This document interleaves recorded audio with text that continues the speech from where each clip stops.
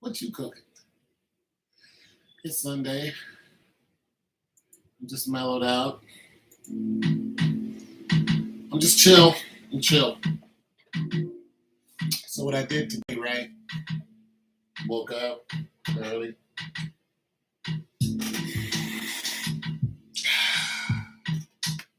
Looked around on the internet, you know how I do.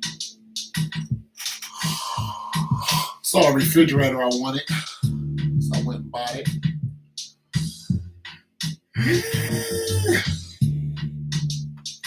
Not sure it works right though. So I had to bring it to my house. You know, it's a big fridge. So I dragged it in my house. It's plugged up now. I'm gonna wait to see. I'm gonna wait to see if it runs good. Right now, I got my doubts, but it cost me $100. If it runs good, which I think it will, I think the guy was honest. But if it runs good, I don't know. I'll sell it for about $400. Anyway, so what I wanted to do today was, besides make my own music, I was thinking about making some turkey burgers. But you guys, I'm gonna tell you something. I noticed. I am tired all the time. Hey, happy Sunday. Pork chops, tater salad, cabbage. That sounds good. I'm so tired that I don't be wanting to cook. And I can't eat out all the time, but I be tired, y'all.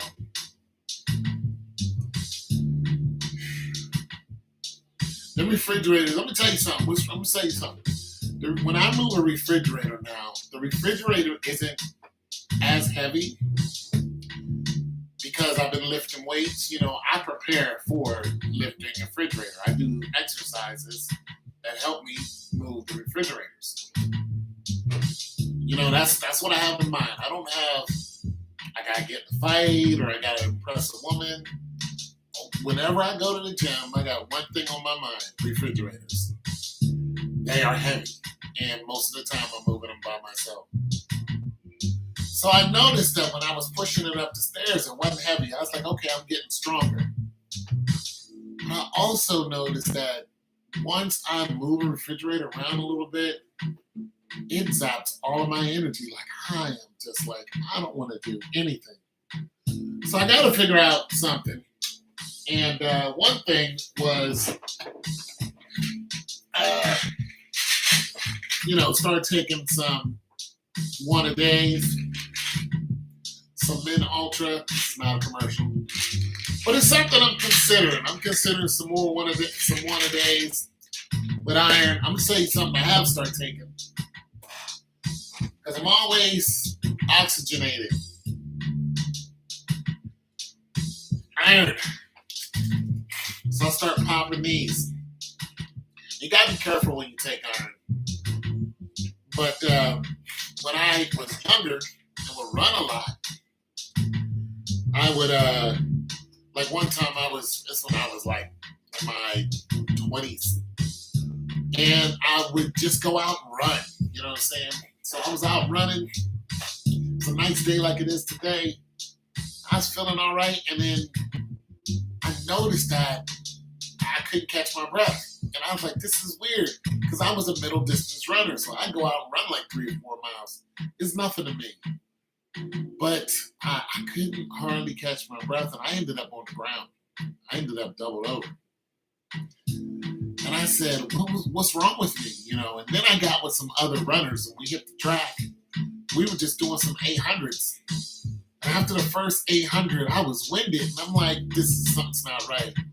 And they said, because I ran it in like 2:0. Like, it was a good time. We were all runners. And they was like, yeah, we need to do about 4 of those. And I was like, I can't. I was like, I have the strength to do it, but I don't have the wind. And they said, you need iron. So I start taking iron, and you can't take iron on an empty stomach because it'll put you in some severe pain. But I started taking iron and started feeling better. Like I said, you got to be careful when you take this stuff. But this is one of the things I needed. I didn't know it then. Plus, it'll give you a headache. So it can really mess you up if you take it on an empty stomach. But I had to start taking iron, and I think this is one of the reasons why I've been feeling oxygenated recently. I think because I haven't been getting enough iron in my system. When you don't have enough in there, you can, go and, lift and work out.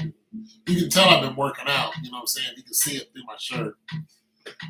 But if you don't get if you lack iron, then you can be strong, but you're not going to be able to use your strength too much. You're just going to be winded, and it's going to seem like you ran miles and you barely did anything. And you need iron. So I think that's what's going on with me. But anyways, so I just want to talk at you guys for a minute before I make my little diddly-do. See how everybody's doing. You all right, Star? You doing all right? Star, baby. Doing the pork chops, huh?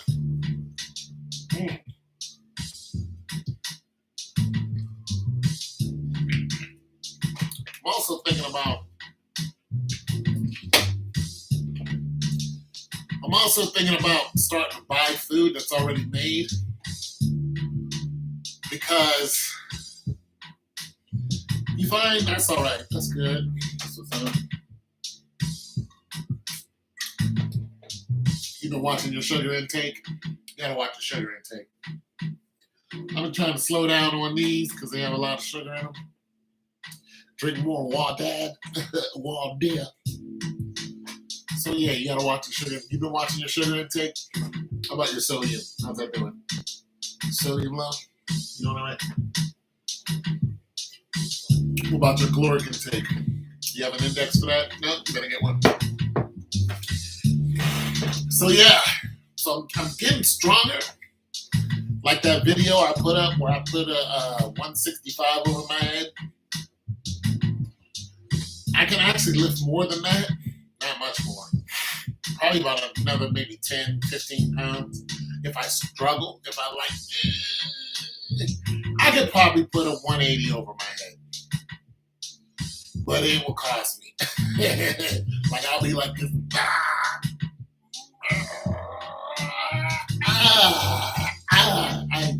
I could probably get 180 over my head if I really work at it, but I won't be able to do nothing else for the rest of the day. What I'm really trying to work at, and I'm just trying to do it slow, is I'm trying to work at 225. So I want to be able to snatch 225 up and just one good time. And so that's why I've been doing a lot of shoulder stuff. Because the stronger your shoulders are, the easier it is to move around, heavy objects. And this is why refrigerators are becoming lighter to me, because I've been doing shoulder workouts. So, just picking up 110, 120 over my head, 130, all the way up to 165. And now I can push a refrigerator around and not really, well, it depends. If it's a 3-door, that's still heavy no matter what. But my 2 doors are not that heavy. And then my single doors, I can pick up a single door, wrap my arms around it. I can literally pick one of those up. Literally. I can also move a hot water tank by myself. One of them hot water tanks to your house, one of the big long ones, the white ones. I've actually picked one of those up and moved it from one truck to another. My neighbors saw me and they were just looking at me like, wait a minute. Yeah, so I can just hoist that stuff around like it's still heavy, but it's just not that heavy that I can't move it a few feet, yeah.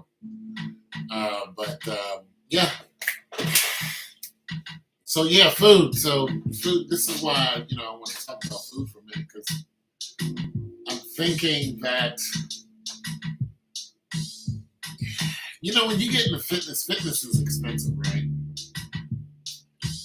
So when you start messing around with it, you'll know that a lot of these people who are into fitness, they pay a lot of money to have all that food going through their system like that. It's not for the poor, and I'm poor. I'm not broke, but I'm poor. You know what I mean? You know what I'm saying?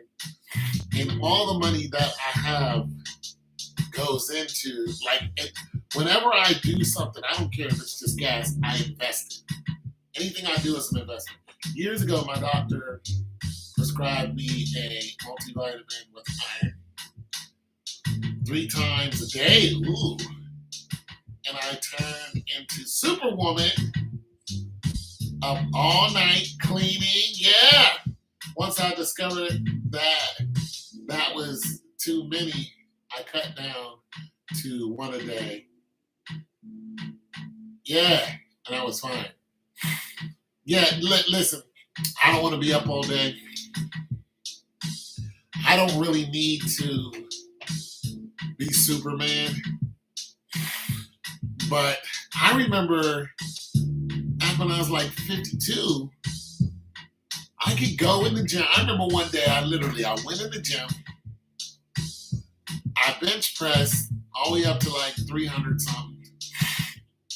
I went and did a bunch of other exercises.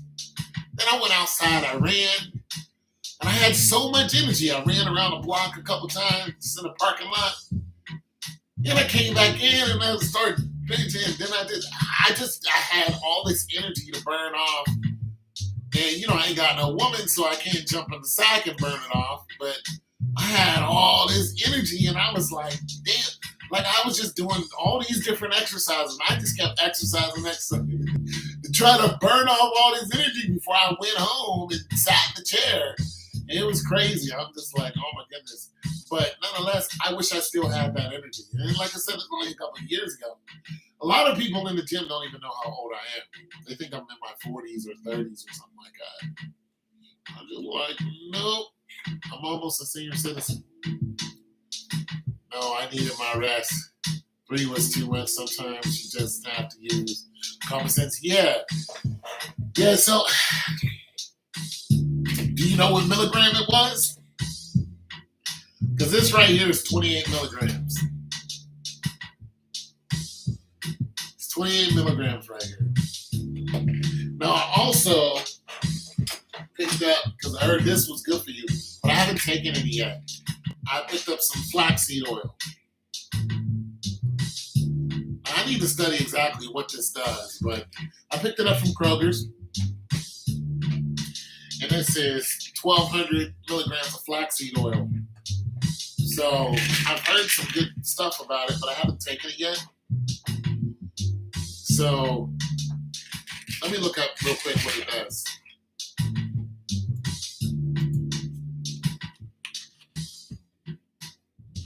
Yeah, there it is. Flaxseed oil benefits. Okay, what are the benefits of using flaxseed oil? High in omega-3 fatty acids, may help reduce cancer cell growth, could benefit heart health, may help treat constipation, diarrhea, may improve skin health, may reduce inflammation. I think that's why I was drawn to it. Because I have a problem when it comes to inflammation. When taken by mouth, flaxseed oil is likely safe for most adults. Supplements containing 2 grams of flaxseed oil daily have been used safely for up to 6 months. High doses for up to 24 grams daily have been used safely for up to 7 weeks. So there is a limit to how much you can take. The larger doses can cause side effects such as loose stool and diarrhea. So you got to be careful of how much stuff you can take here. But I was drawn to it because of, you don't remember how many milligrams? Okay. But it wasn't a lot. I want to say 3 times a day. I was never, my doctor has never recommended iron 3 times a day. Yeah. So flaxseed oil can cause diarrhea. This is why you gotta, you can't just go around gulping it down because it will affect you. Nonetheless, inflammation. So I have a problem. One of my problems is I can't run anymore because of my tendons. My tendons are inflamed. And so what I've been trying to do is, and I notice my legs are very, very tight. One of the reasons why this is because when I got into a car accident, what is the first thing you do when you get into a car accident? You tense up. Boom. This is why drunk people are not as affected in car accidents, is because their body is still loose when a car accident happens. But people who are cognizant of what's going on, especially if you see it coming, you tighten up, grab the steering wheel, and boom, you brace for impact. Well, when you do that, your whole body tightens up. So the impact, of course, comes through the floor, right through your feet, boom, right through all of your joints, through your back, and it affects everything. So that's what happened to me. My body is still tight because of the impact of the car accident that happened to me in 2013. I'm still feeling the effects of it. And one of the adverse effects of it is that my joints are super tight. My back's tight, my legs, everything. So they tried to give me muscle relaxers. Well, when they was giving me muscle relaxers, it would put me out for like 2 days.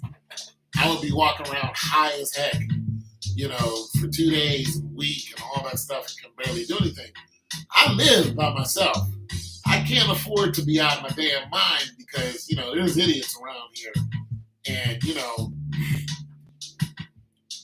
I just don't want to take that chance. And this is why I stopped taking the muscle relaxers. Now, unfortunately, I might have to, I don't know where those muscle relaxers are, but I might have to find them and take them in very small doses. So I might have to take the pill, cut it in fours, and then take, some of the pill just to get my body to relax again, because I can't go outside and run around the block like I used to. I just can't do it. Can't do it at all. And I used to run all the way around this block. It's like 2 miles. I used to run around this joint. I can't even do it. It's hard for me to even walk around it now. Simply because my muscles tighten up. The more I do, the more I tighten up. So yeah, that's the thing. So flaxseed oil kind of helps with that inflammation all through your body. Now I have it all the way through my spine too. So that causes me pain every day. And I don't really like to take ibuprofen and all that stuff. I really don't like that stuff because a lot of that stuff can damage your liver.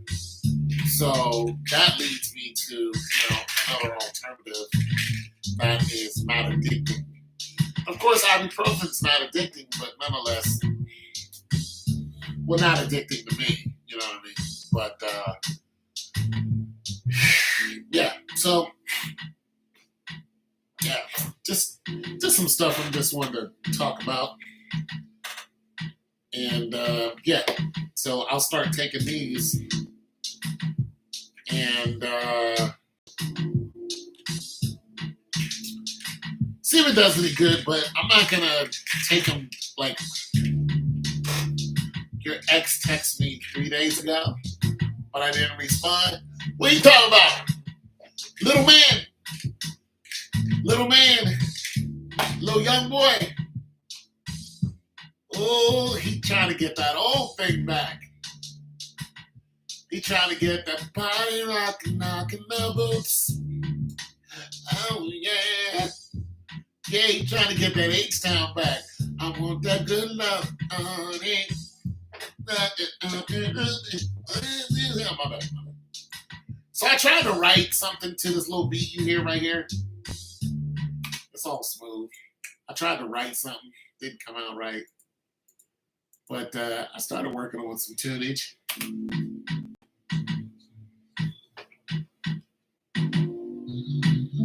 I just said, well, let me start writing. That's another thing I've been doing. I decided.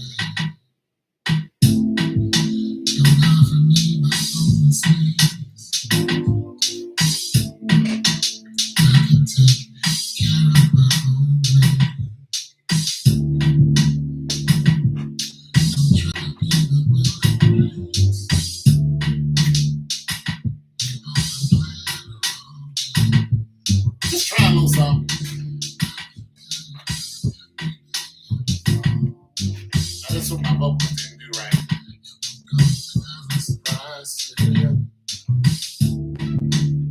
I didn't finish after that. I was trying to write a little bit something to it. Figure I'd write a song just to put myself out. I was just trying to put something out there in the universe. And yeah, have a little fun with it.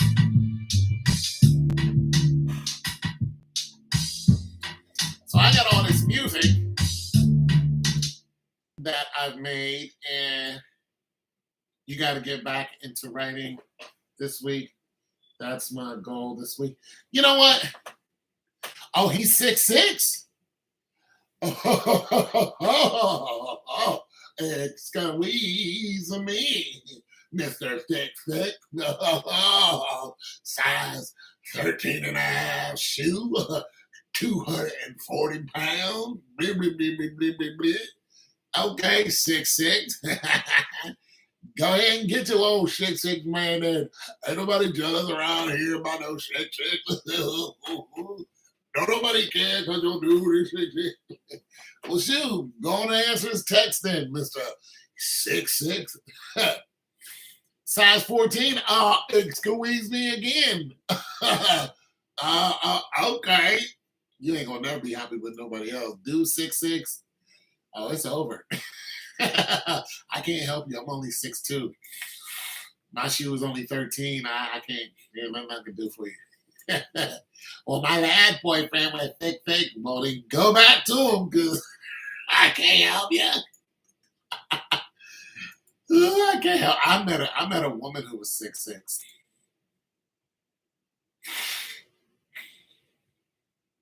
Man, I met the OSU basketball team. Yeah.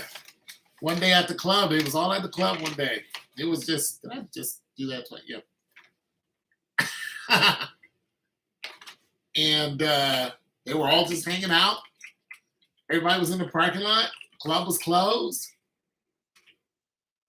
All these tall women, I just rolled over to them. I was just like, yo, why are y'all all so, tall? And they were like, we play for OSU. I was like, ugh, this is craziness.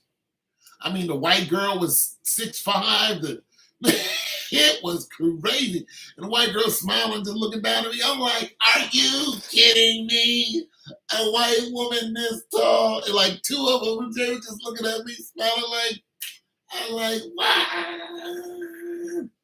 And old black friend was like 6'4", 6'5". I'm like, good grief. This is not real. You doubt if you go back? You ain't going back.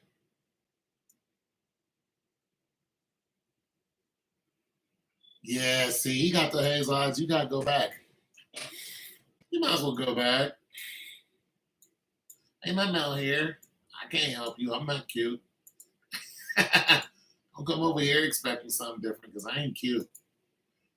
Only thing you're going to get over here is the truth.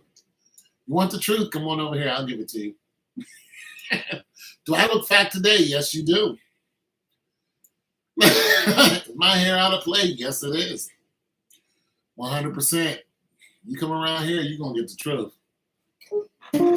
That's all I got. That's all I got. I'm not 6'6". I don't have a huge wiener. I don't know what he's working with, but I ain't got a huge wiener. So that's out. He's younger than me, too. So, yeah. Better get that young 6'6" wiener because I ain't got nothing for you. There's nothing wrong with you. You're on. I'm honest. I'm gonna tell you the truth.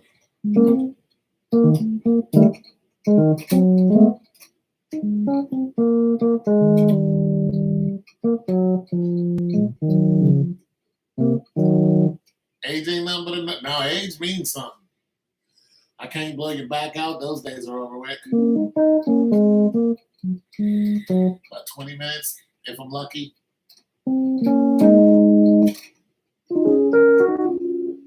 Can't do that no more. You turn that ass up to me. I give you a couple. I get you a couple times though. I get you a couple times though. I you die, bah, bit, bah, bah, bah, and then that's it. After that, you gotta leave me alone. I gotta go fix something. Why don't we cuddle, girl? I gotta go fix something. There's something in the house need fixing. I'm just saying.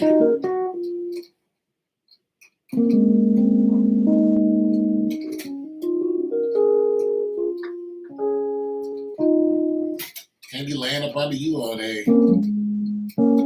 You ain't talking about nothing. Better go find a girlfriend to talk to. Just be back here before dinner.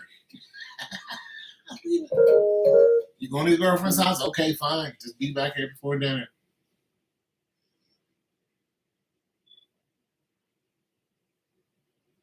Well, you better go on. You better go on and talk to Malcolm X then. That's how you got in your pants with all that smooth talk. You know the white man is not a real man. The white man, does he say white man like that? White man came to America during the 1600s, and it was first discovered not by George Washington. No, it wasn't, sister. No, it wasn't, sister. No, sister, let me tell you something. The white man came here, and this was already occupied, sister. Let me explain to you who first came here that was a white man. Let me break it down to you, sister, but first, before I do, would you like a bean pie? No, they are good for you, sister. They taste horrible, but would you like a bean pie, sister? Get yourself a bean pie. Go on and get 6'6" Hazel Eyes with the.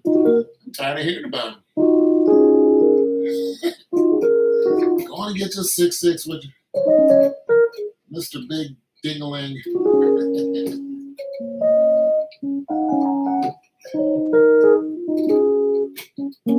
You ain't never gonna be happy now. You're always gonna be thinking about Mr. Big D. Oh my goodness, why don't you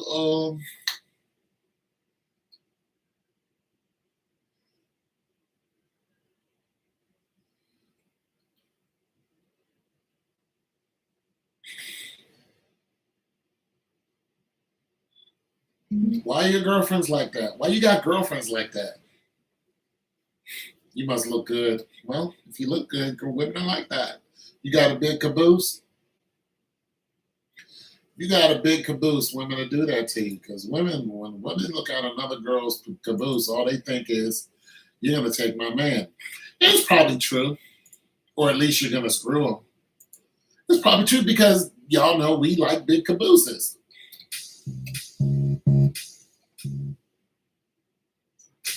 You got a big caboose, though. That's what's going on. See, you done took somebody's man before.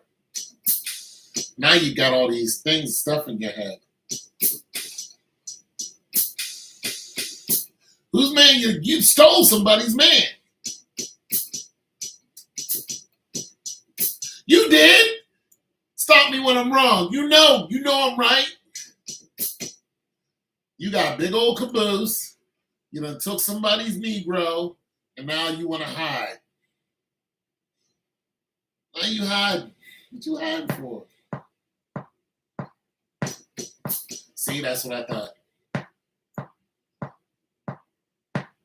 Now all the other women are the one that's mad and envious. And well, they mad for a reason. Because you done smashed somebody's Negro, turned him out, and then kicked him out the house. Just to make Ethel mad. I told you, if he keep coming around here, you done turn the boy out and sent him home. Probably sent him home to his mother. See, I know you girls. Y'all ain't innocent. You girls are wicked. Y'all do wicked stuff.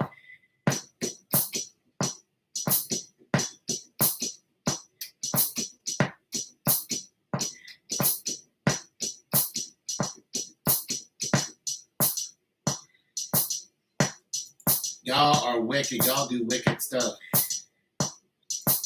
Women do wicked stuff. Y'all use the coochie and do weird stuff with it. Y'all do stuff with the coochie that is...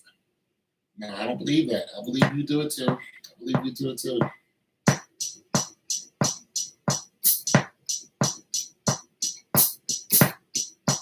I believe you do it too.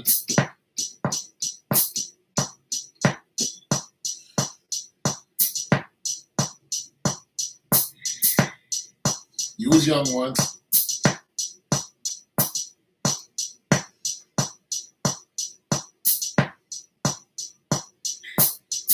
Y'all do weird stuff with the cat, especially if you got a big old ass. Y'all be out there, man. I know some wicked women.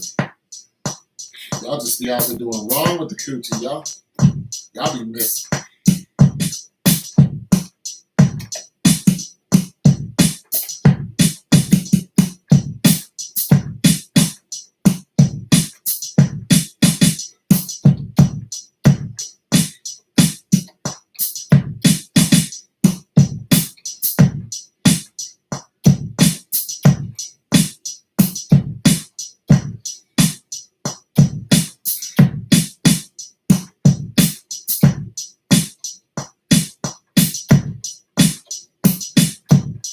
Y'all be doing wild stuff. Y'all be out there doing wrong. I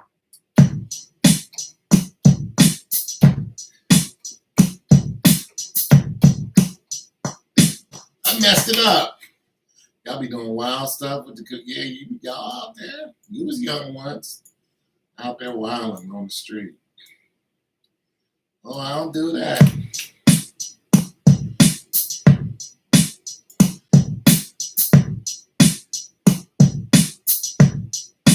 No, that ain't all they liked. A man don't care about that. We care about that for about 5 seconds. I could really talk to her. No, you got big titties or something. I'm just trying to tell you how we are. You was married. I didn't cheat. My husband wasn't enough for me. He passed away. Yeah, but before you were married.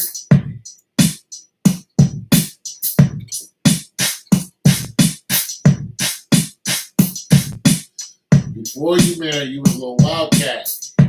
It's okay, you ain't gotta admit that to me. I already know the deal. Y'all be out here doing wrong. You a little wildcat.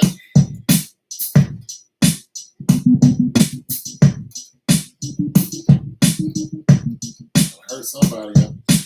There's somebody out there still crying over you.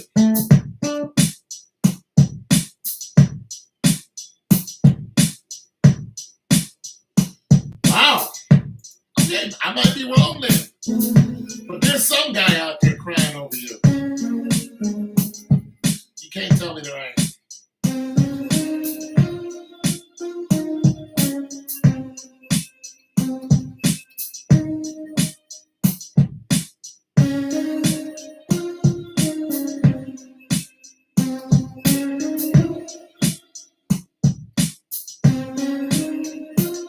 There's somebody out there crying over you.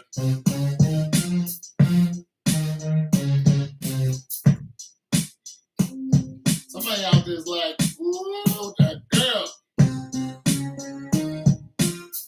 The one that was crying was Jerome. I don't know who Jerome was.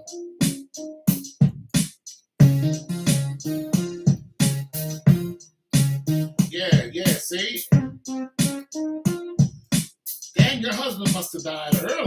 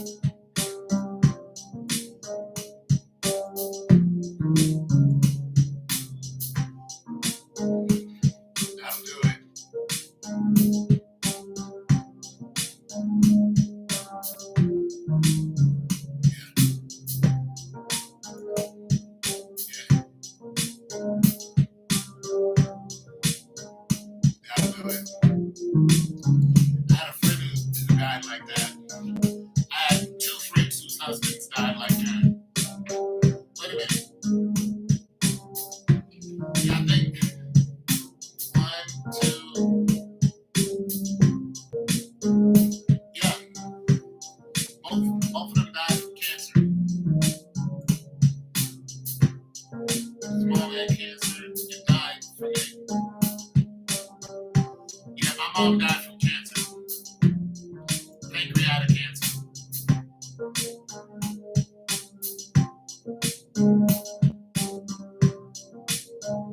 Yeah, my mom died from that.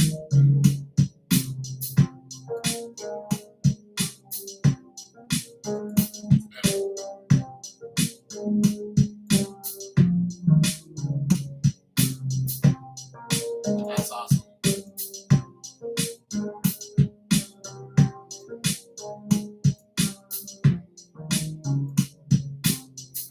I can write to this. I think she was 56, something like that. My dad died at 77.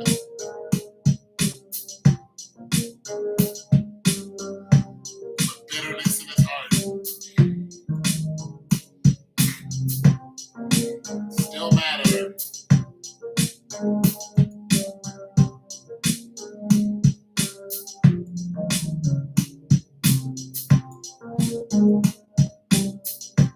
Still mad at her. Yeah. Looks like I'm going to do the same thing.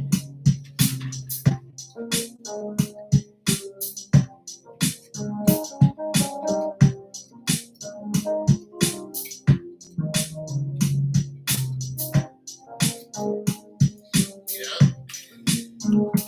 Me and my baby mama do not talk at all. Yeah, she didn't marry him. He wanted her to stay. She took off.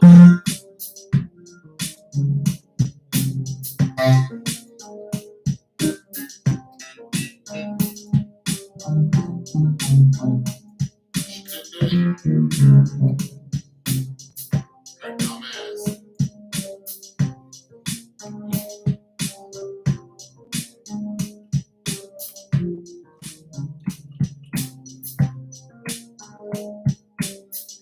Yeah, he wanted her to stay because she was pregnant with me. And she had 2 other kids. He was like, I'll take care of you and your 2 kids. Just stay. She's like, no. Broke his heart. And she took off.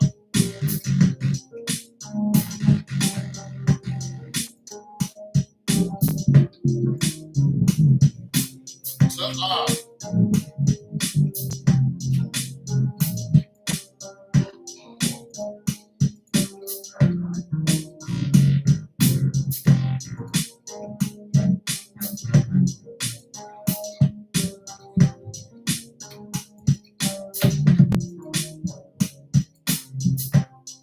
Yeah.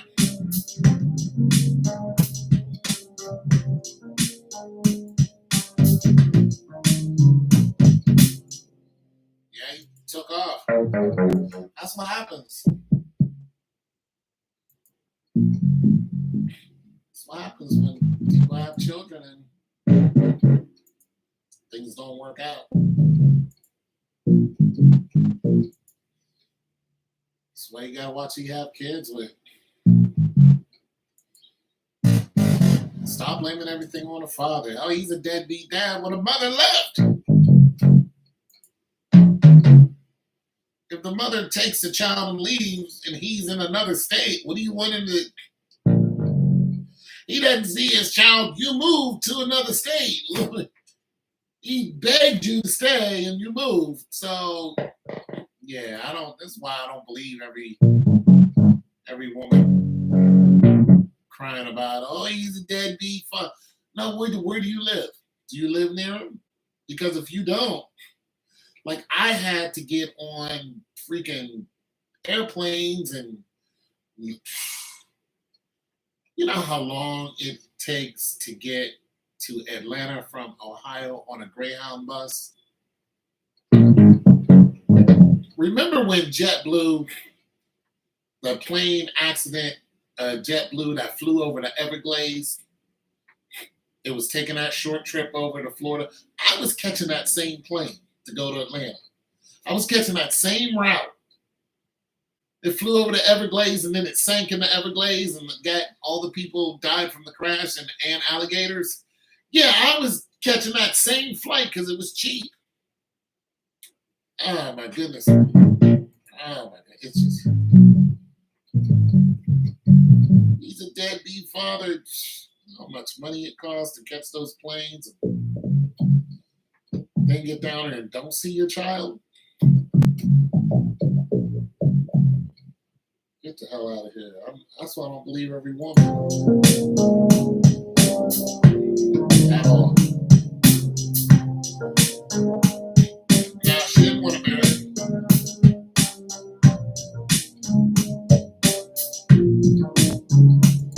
Yeah. So you gotta watch. You gotta watch. You got kids with. Men really gotta watch the mother. You gotta.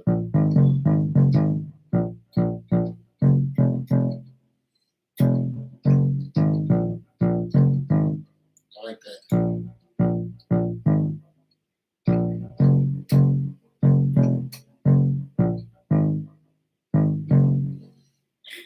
A lot of women blame the men. Well, yeah, Connie Rowland's mother left her father and was telling her lies about her dad. Yeah, that's what they do. They tell you lies about the dad, and the kid grows up and hates the father. Yeah, it's like, no, your mother was lying to you. My kid tried that on me. You just had me and left you. I was just like, I have pictures of me and you together. Like, what are you talking about? I left you. There are pictures of us together. As a baby, I was holding you. Yeah, I went through that same thing. I was like, I was buying you shoes. I buy you shoes. I buy you clothes. What are you talking about? I didn't leave you. Your mom went to she jetted and sent me away. And when I would come down and see you, she would send me away again.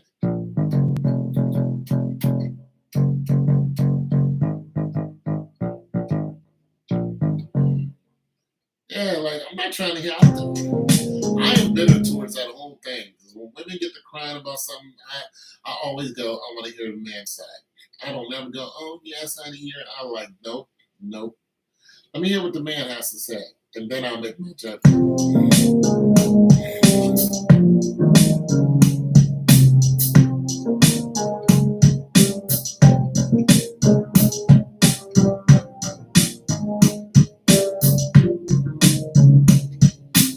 Yeah, women be crying about stuff they design. They design a lot of their issues. Like women blame a lot of their mischievousness on being young.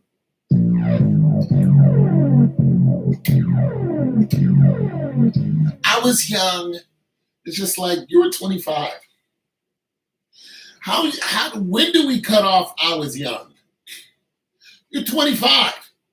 You're a college graduate. I was young. It's like what? No, young is an adolescent.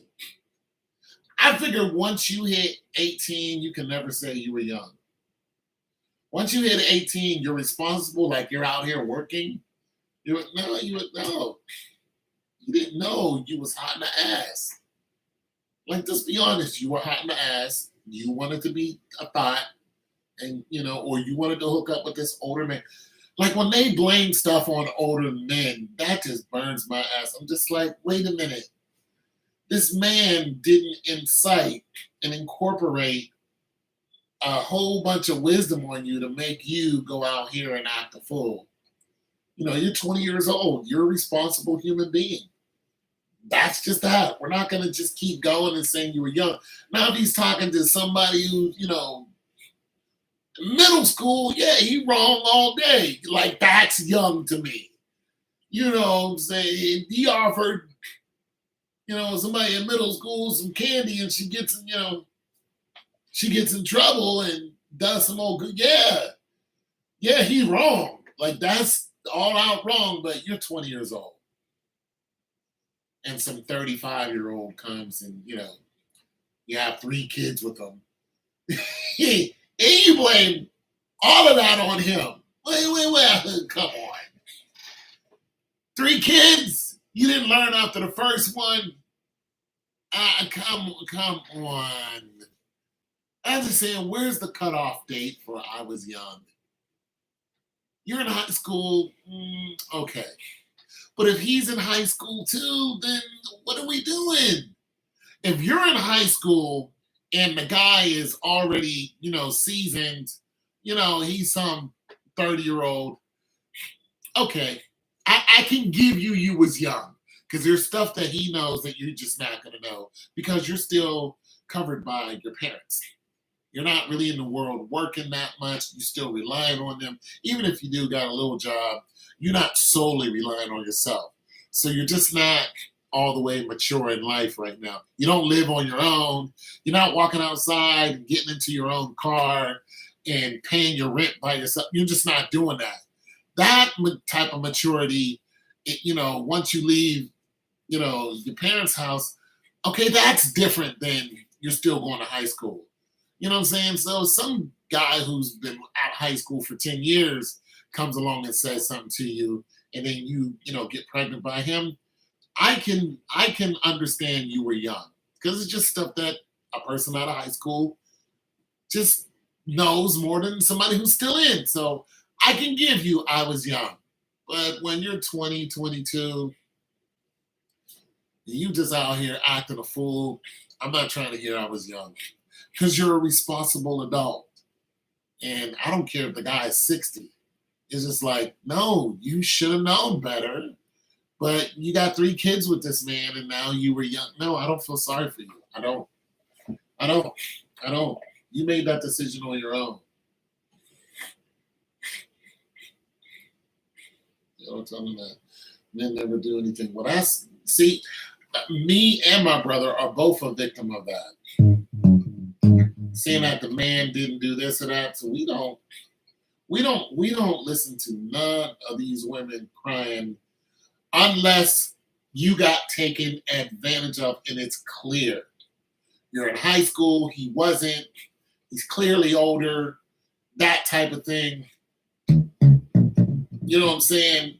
And then you got to be careful with that because you got high school girls who are just, you can't tell them nothing.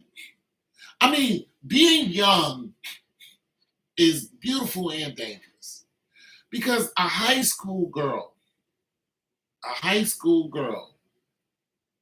is nowadays is they're so out of control that that they don't look at an older person as somebody who knows more than they do.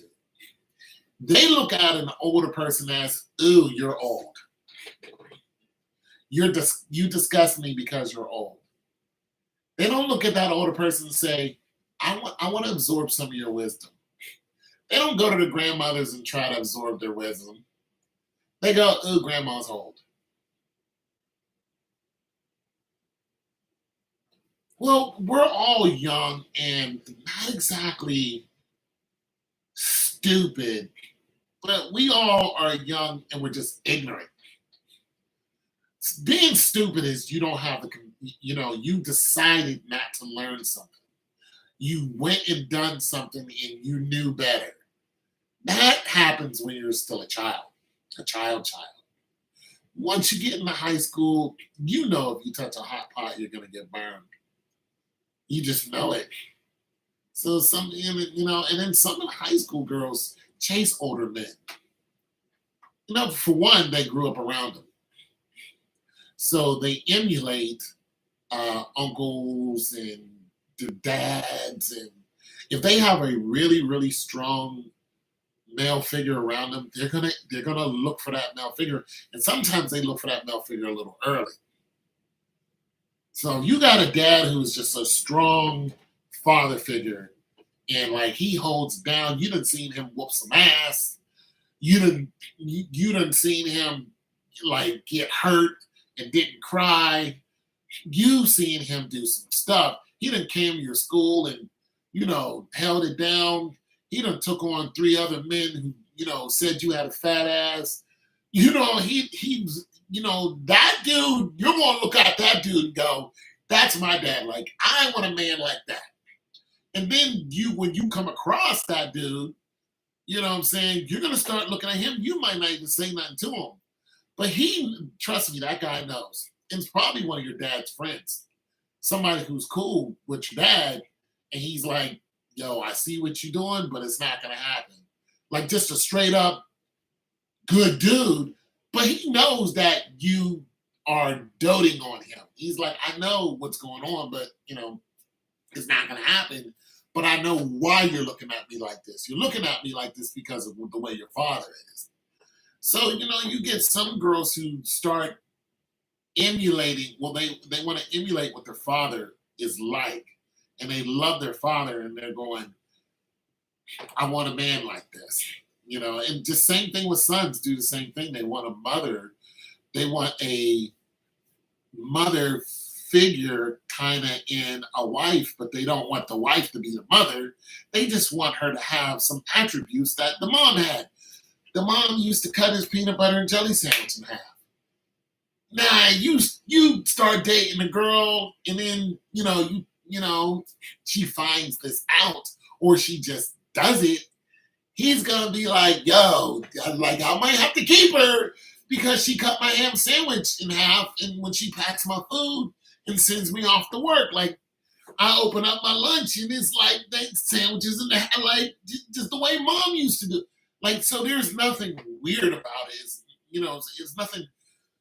Like, it sounds, every time you start talking about children, everybody thinks something's weird. It's just like, we can't talk about their how they're growing up, what they're looking at. It's like, you people are so stupid. Like, and that's another thing that bothers dads, because men are being alienated from their daughters. They can't hold their daughters anymore. Everybody thinks they're trying to bang their daughters. Like, not everybody is a freaking weirdo. Like, men love their daughters. Like, we can't pick our daughters up and hold our daughters. We can't kiss our daughters. We can't tell our daughters, that you're going to be okay, and we can't support our daughter. Like, the world is so weird right now that it's just, look, I tell any single man, like, bro,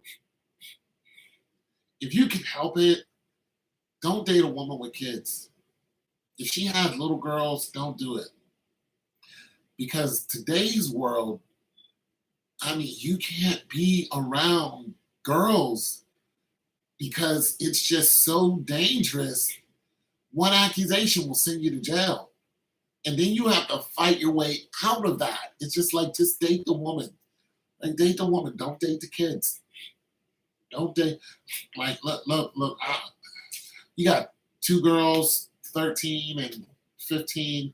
Look, that's nice, but I'll go out with you, but I don't want to meet your kids. And if she gets offended, you just be like, listen, with today and age, the way things are going on, nah, I will go out with you, and we can go and do stuff. But the minute you add your kids into it, I gotta go. And now there's even situations where if you start spending time with the kids, because it's just natural for you to be like, I really like this woman. She's got great kids. I want to start doing stuff for the kids. Now that woman can sue you for child support. That is lunacy. If you spend time with her children, and let's just say they're great kids. These two little girls been looking for a father figure. They're just great kids.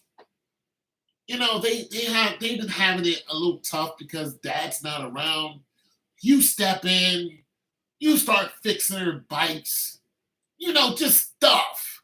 You fix on their bikes, you teach them how to hit a softball, and you go to their track meets.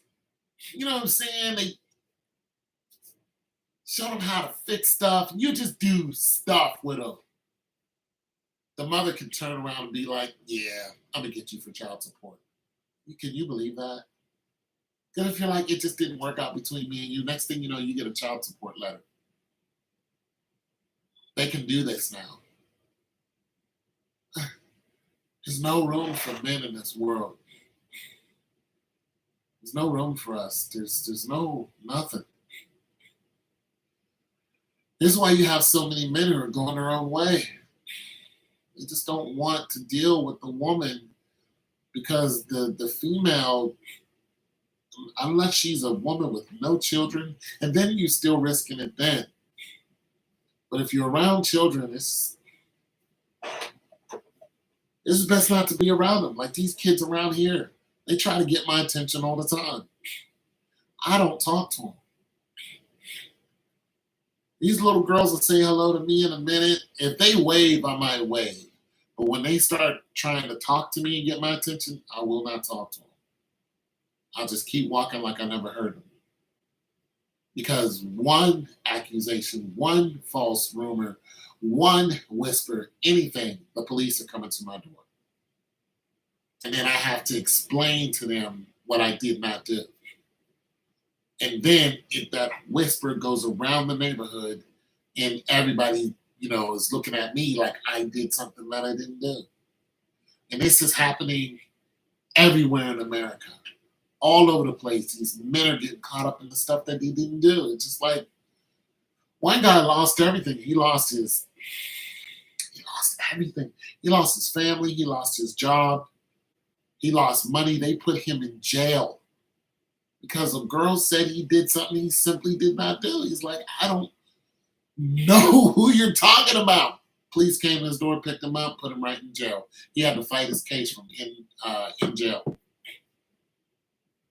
He's like, I don't know what you're talking about. White guy, too. White guy. Like, make good money, white guy. One lie. Boom. That's it. One lie. He's like, I have no idea what you're talking about. Never did it. And it was an older woman. It wasn't a girl. It was a woman, though.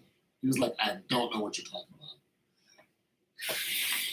about. That's a shame because I got sisters. My sisters are like almost 10 years younger than me. So, I grew up taking care of them until I had to go. And I joined the army. But I used to do their hair. You know what I'm saying? I used to sit them down and with that little nappy head, get that, hook them up with the braids and the the rubber band, thinking, what's up? Bam, bam, snap, boom at the end, hit them with the cornrow joints, right outside, boom, boom. That was me. I was doing all that. I had to do it for my sisters. I got two little sisters. I can't do that for nobody. I can't do that now. There's a woman who has a good man, and when she gets mad with him, she curses him out and throws his belongings out the window to embarrass him. Shame. I had a woman set my stuff on fire. She threw my stuff out of her house and set it on fire. Like, all my clothes were on fire. And my homies came and told me this, like, Toe, man, your girl set your stuff on fire. And I looked and I was like, what the hell? She was jealous because there was another woman who, looked way better than she did. But when I tell you what I like and then you don't do it, whose fault is that?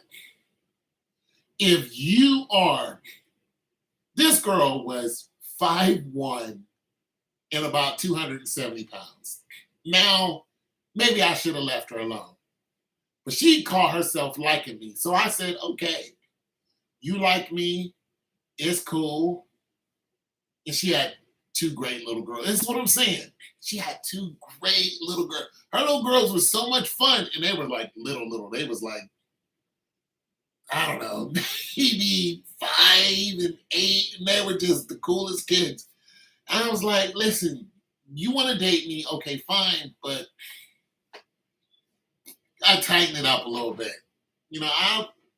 I kick it with you, but you literally a round person. When they don't want to do it, it's like, what am I supposed to do? And then you see this Maserati body come out of nowhere, and She found out about it. Ah, then I was homeless. I was homeless. She kicked me out of her crib. I was homeless. Ah, boy.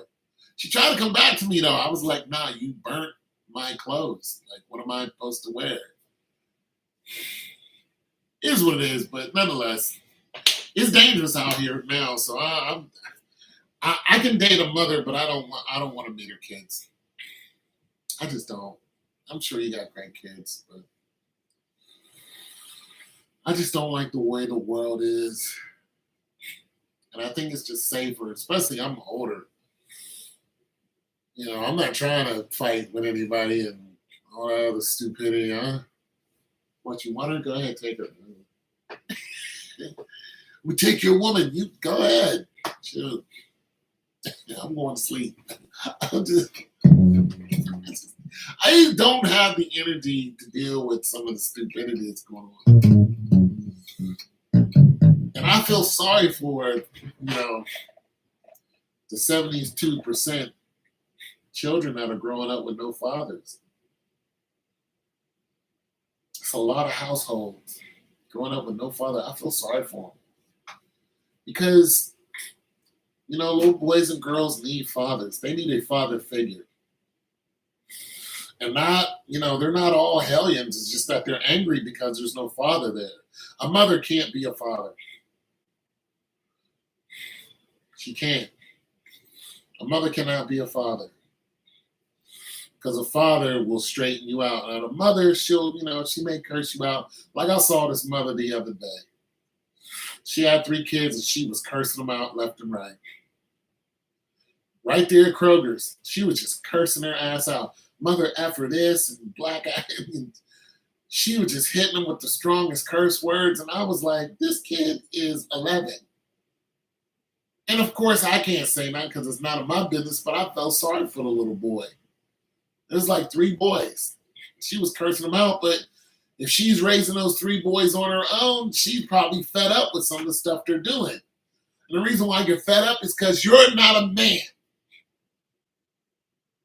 If the man who made those children was there and he was right, you wouldn't be doing all those cuss words. Because the minute they act up, you'd be like, I'm going to tell your father. And when you get your black ass home, he's gonna wear you out. He's gonna take you outside, put boxing gloves on you, and then he's gonna preach to you and beat your ass. Now the next time you do this and your mother said this is what you're gonna get. Whap, whap. You're gonna catch them 5th Ward Bs. That's it. Disrespecting is not gonna happen. You're gonna catch them. You're gonna get your ass whooped. The 11, I don't care. You're going to get your 11-year-old ass whooped, and you're going to be crying, and that's just that. Then you're going to be on restriction. None of that Xbox, none of that. Nah. We're not having it. You disrespect your mother, you got a problem. But you don't have that. Now you have disrespectful kids. And these disrespectful little boys are doing the worst crimes in the world. And they are getting judged for it. See, the mother is getting judged for kicking a man out the house right now. Because as soon as that kid ends up in the system, they do not have mercy on those children. If that kid goes out and commits a heinous crime, that kid is going to full-blown prison. And the last little boy who did that, who killed that little 8-year-old girl because he jumped on her like he was playing WrestleMania and he smashed that little girl, they judged him as an adult. He was 12. That kid went to prison in a first day. He got his ass beat up. He's in there with grown-ass men who are doing life. They beat that little boy up. They beat the hell out that little boy. Next thing you know, you saw him on the news. His face was all tore up. They beat him up, took his food, probably tried to screw him. You're 12. You're in there with people who are bigger than me, who I got to fight. You know what I'm saying? I got to roll in there and fight big dudes. And you're 12? No, you're not. That's not where you want. That's not where you want your 12-year-old to be. He's not going to come out of there reformed. He's going to be a monster when he gets out. He's going to be a holy terror when he gets out. That's what he's going to be. He's going to tear somebody. He's going to hurt somebody bad. That kid's going to really damage somebody. I'm telling you. So, I mean, the mothers are getting judged because they're losing their children. You're losing your little boy. This is on a daily basis. You've never seen the father cursing, and you won't see that. We don't have to do that. We're the father. You don't see fathers cursing their sons out. Their son has to really do something heinous for the father to go off like that.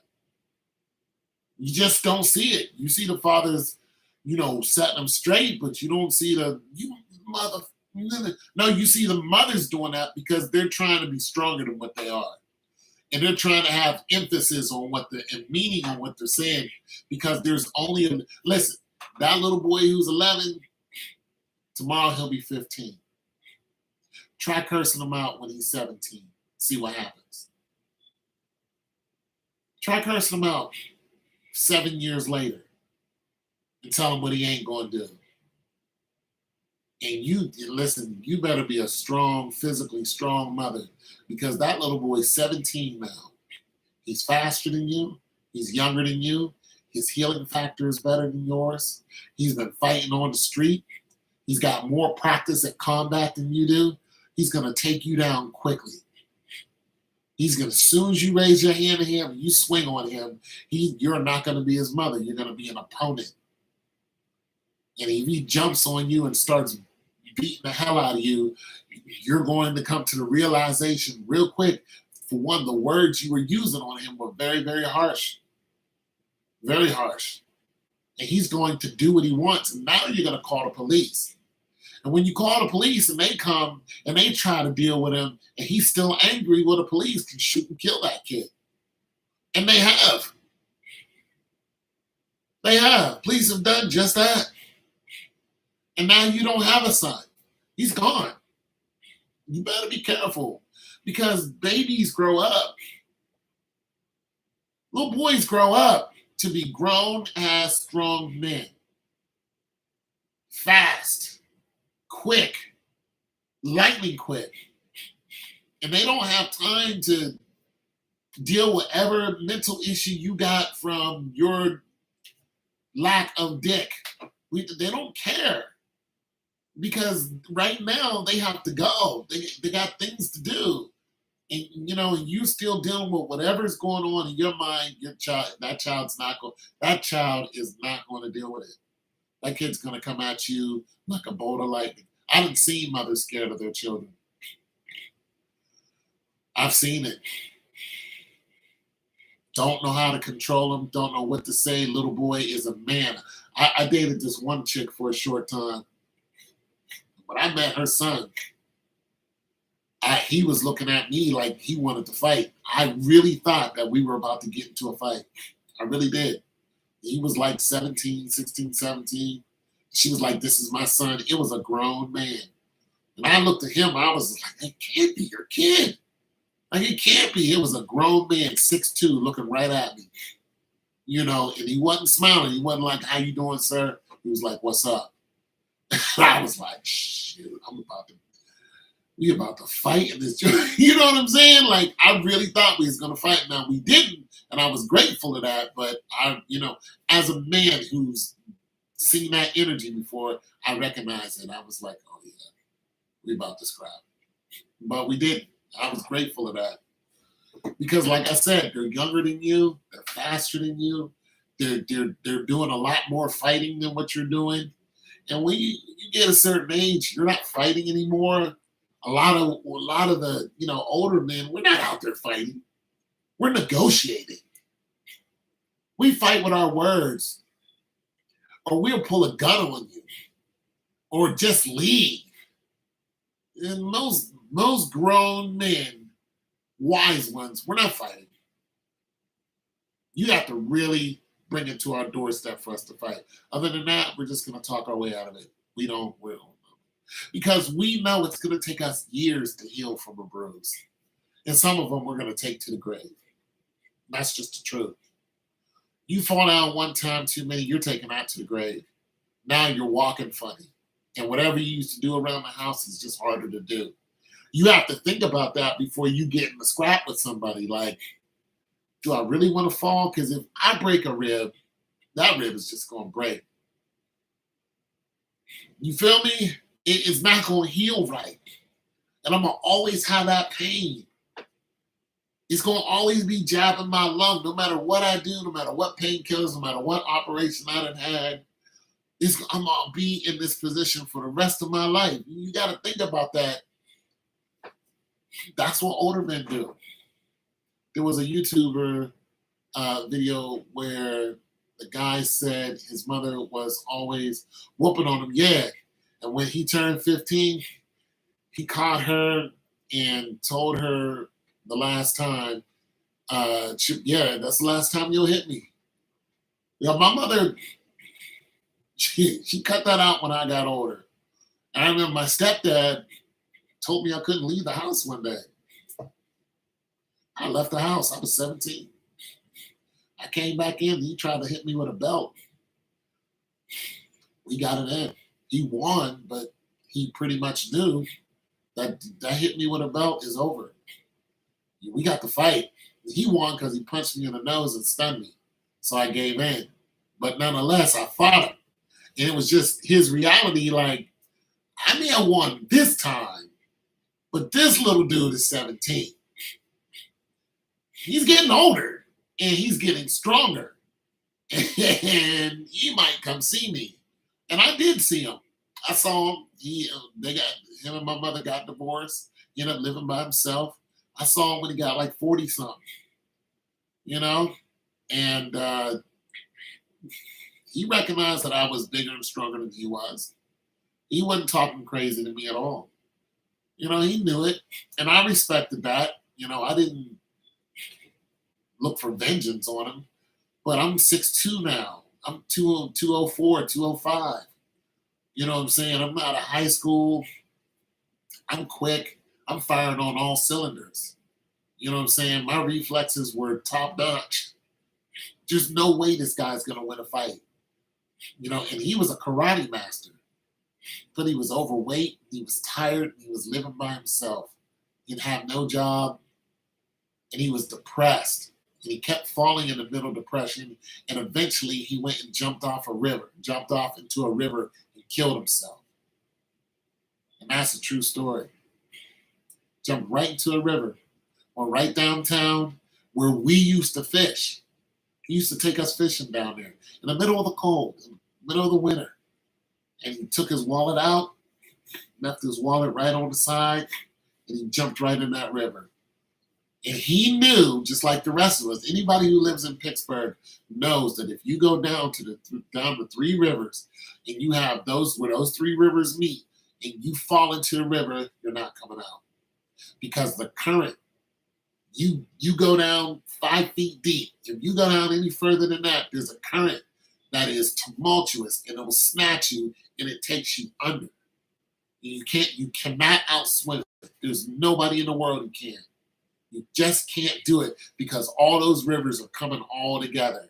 So there's just a constant current. And that's what he did. He jumped into one of those rivers, and that was it for him. Once he went a couple feet down, boom. He just, and his body is still churning right now, today. Nothing but bones, but nonetheless, it's still churning. That's a true story. Yeah, they're younger than you. They're faster than you.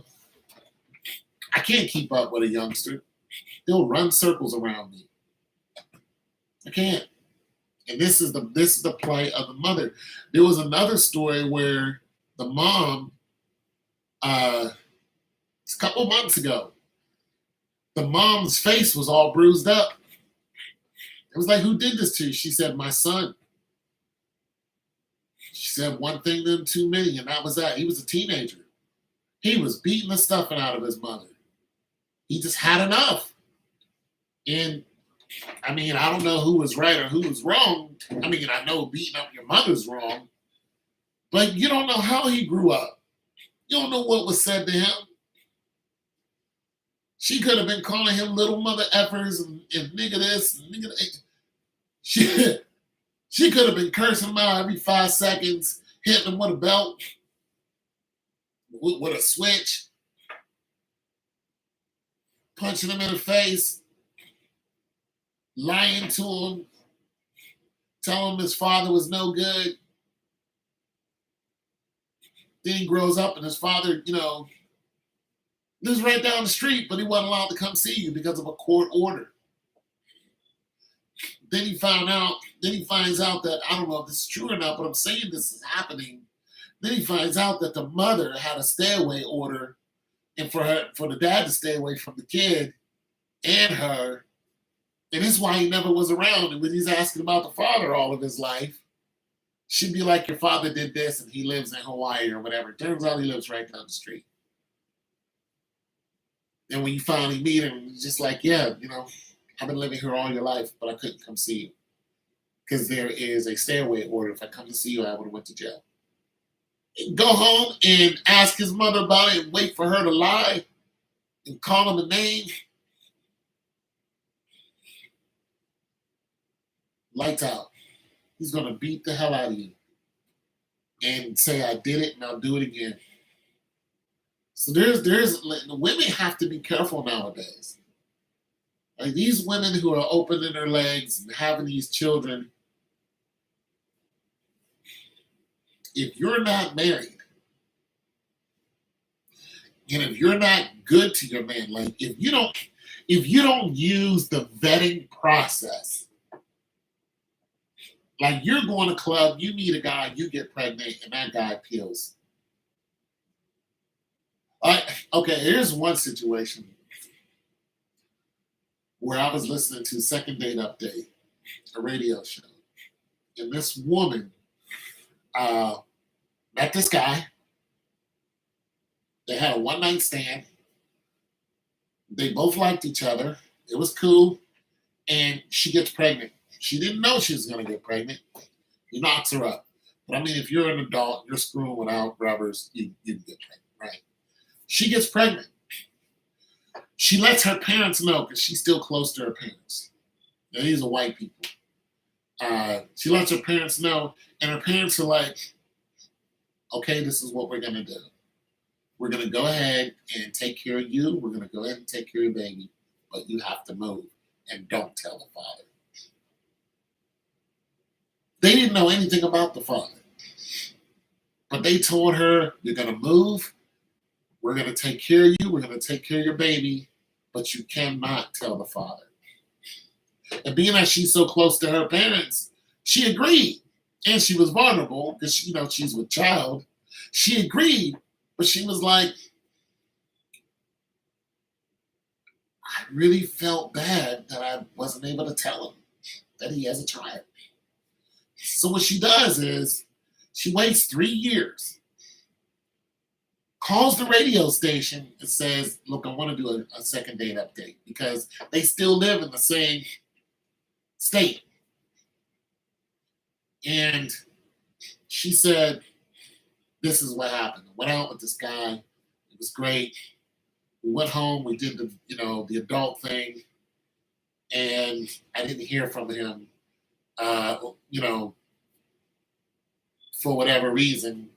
Well, she said, okay, so they tried to date. And then eventually, she cut him off is what happened. And then she said, I never told him why I cut him off. And then, so they get him on the phone. He doesn't know she's on the phone. He's like, yeah, I remember her. I don't know what happened to her, so on and so forth. And then they bring her on the phone, and she's like, listen, I have to tell you something. And eventually she gets around to it after a bunch of tears, and she says, listen, you have a 3-year-old. Now, you don't have to take care of her. But I just thought it was fair that you should know that you have a 3-year-old girl. And this is the reason why you didn't hear from me. My parents told me not to tell you. and then relocated me and the baby. So if you want to meet your daughter, you can. If you don't, that's fine. I I got support, from my parents and myself. She's well taken care of. But if you want to meet her, you can. And the guy thought it was a joke at first. And then he was like, "No, are you for real?" She was like, "Yes, I'm for real." So what he does is he's like, "Well, yes, I want to meet my child." Even though it's just heaped upon him that he has a 3-year old, he was like, "Well, yeah, I want to meet her." So he meets with her, sees a child. They start dating again. He gets her pregnant again, and boom, they're engaged. But the biggest problem was this: is the parents told the woman, a grown woman, this is not a teenager, a grown 20-something woman, do not tell the father. Now just imagine that. Don't tell the dad that he has a child out there. Something like this happened to me. There's a woman that I was messing around with. Shouldn't have been, but I was. For years, off and on. And then she just disappeared. And I was like, okay, fine. I moved to a different part of Ohio. I'm in college, trying to get my life together. I come home. I have 2 roommates. One of my roommates says, "There was a woman here for you." I was like, okay. And then they told me what her name was. Now, I ain't seen her in a year or so. Sorry, my nose. So I go, wait a minute. I ain't seen this woman in like a year plus. And the last time I saw her, she didn't want to talk to me. But I was all in love with her, and she broke my heart when she dipped out. So I run outside looking for her, thinking I'm gonna find her. It's like something out of a movie. I'm running around, I'm looking around the house, and I'm just beside myself. I don't know what to do. I go back in the house, start asking him questions. It was just like, I was like, what happened? He was like, yeah, she came, she knocked on the door, and she said she was looking for you, and so on and so forth. And then she said she'll be back or something like that. So I'm waiting for her to come back. She comes back a couple hours later, and of course I'm happy to see her because I was really in love with this woman. And she sits down on the couch. She was like, "I got to tell you something." And I'm like, "Okay, what's going on?" And there's this long hesitation and so on and so forth. And then she's like, "You have a son."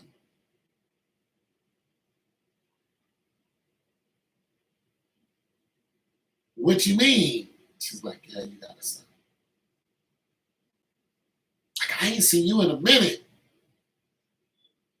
She's like, "Yep, you have a son." And then she brought him over the next day. And when I saw him, he looked like me. Couldn't deny it. But he was also sick. He was very sick. He had to have operations.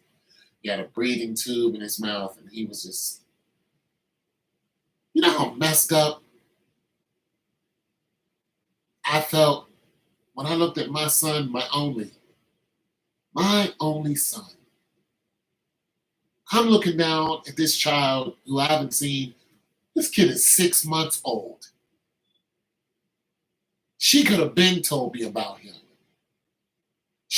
Listen. This is what's disgusting about this whole thing. You are pregnant. You don't tell. 9 months go by. You don't contact me. Another 6 months go by. You finally track me down. And the thing about it is, I didn't even live in the same place. So you could have tracked me down a long time ago, and I could have helped you out with this. You know why he was sick? Because he was born a preemie. She was going through things that she didn't have to go through. And I could have helped her with all of that, but she didn't let me. And my son came out messed up because of all the stress she was going through. I'm still hurt over that. He's buried somewhere in Maryland. I never did go to his grave. He died shortly after I saw him. That's, I got nothing. I have nothing for you ladies. I have a dead child who just didn't have to die. I didn't even know about until 6 months after the child was born. And then she takes off again. Just gone. I got nothing. I have nothing for you ladies. Except a hole in my heart.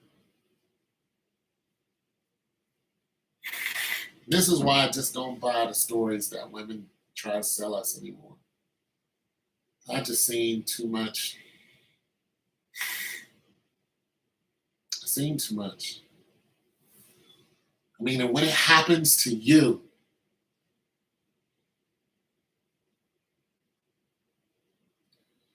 you know what I did and what the mother did should not have affected that child. Like our bad behavior should not have cost that child his life. But that's exactly what happened.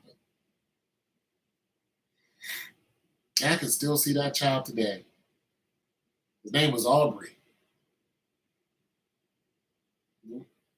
He's my only son, my only born son.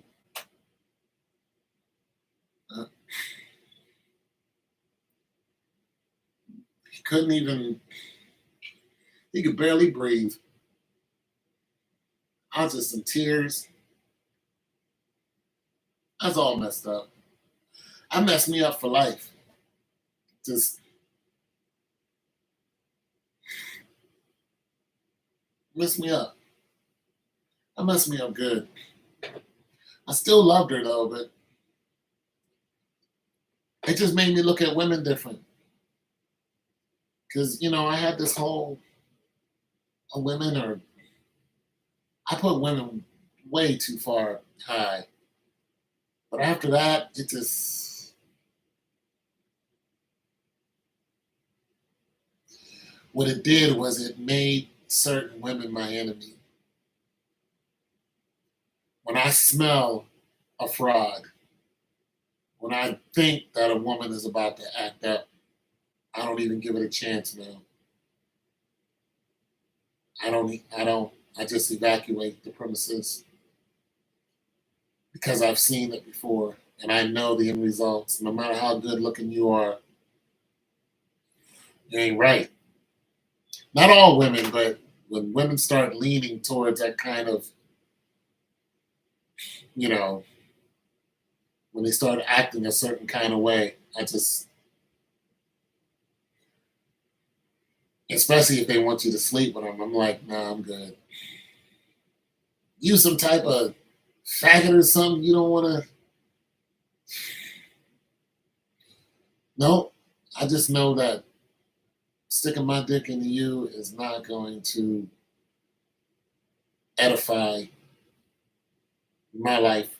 It's not going to benefit me whatsoever. Busting a nut is going to be more problems than benefits. And I don't want to go there with you. I don't want to have no spiritual connection to you. So I just leave them alone. I'm saying, you know, and that's why I'm so skewed when it comes to women. But I don't hate women. I just don't want to hear your stupidity. I don't I don't have room to digest your stupidity if that's what you chose to do. You was out there doing some stupid stuff and you got caught up. Don't come to me and cry about it because I don't want to hear it. I got nothing for you. I'm not going to be sympathetic towards you. I'm going to hit you in the face with the truth. So, you know, where were your parents? Why, why are you a grown woman acting this way? Nothing's wrong with you. You weren't abused as a child. You don't have mental issues. You just want to be out there. So you got, like there's a story recently, like it's active right now. I look at a lot of news. There's a woman who's missing in Texas. And this woman is black woman, good looking woman. She's 24 years old. What she does is she goes to this club to be a dancer. So you already know what kind of club it is. She's going there to shake her ass and get money because this is the norm now. We've normalized this type of behavior. She's going there to shake her ass to get money, right? She auditions for this club and they told her no. So she packs up her stuff and she's leaving. She calls herself an Uber and the Uber doesn't come. So a guy who recognized her, that she doesn't recognize, but he recognizes her, says, hey, I'll give you a ride home. She jumps in the car with him. She's never seen again. This is an active case right now. They found her cell phone. They pinged her cell phone on the side of the highway with blood on it.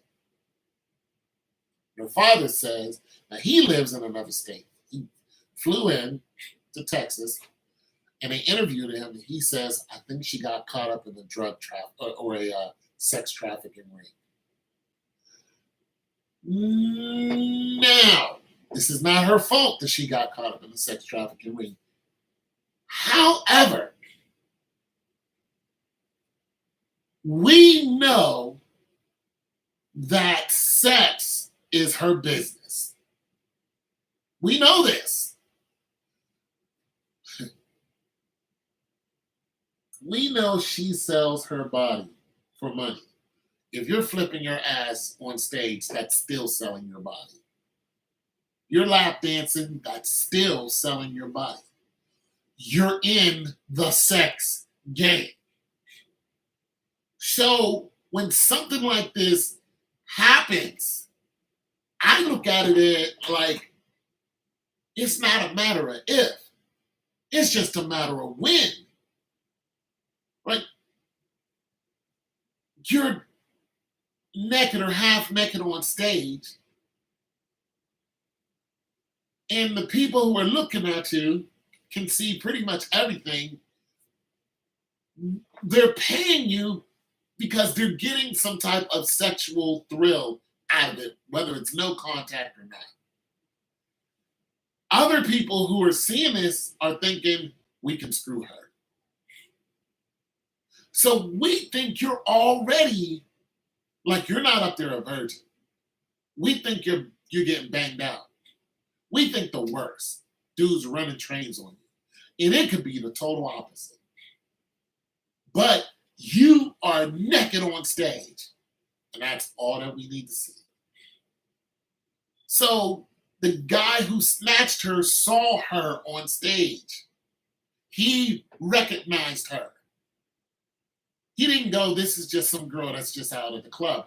He saw her dancing on stage and was like, yeah, you already screwing? All right. Boom. Said, I'll take you home. Took her somewhere and she's probably chained up getting screwed.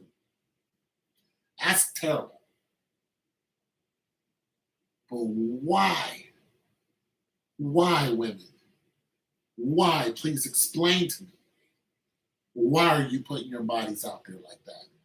When you know damn well that there is a pandemic of sex trafficking going on right now in the world today.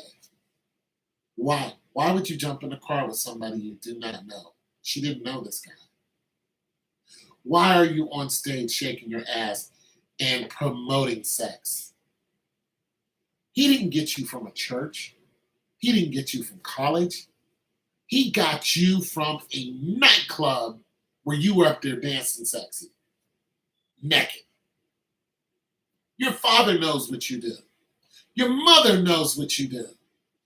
Why are you up there doing this? And please don't say for the money. You're not up there for the money. You get a thrill out of turning people on. Except there is not a limit to what a person wants to do to you in their mind. See, you think you control the narrative. Just because you show ass and titties online, you think it's safe to show ass and titties somewhere else.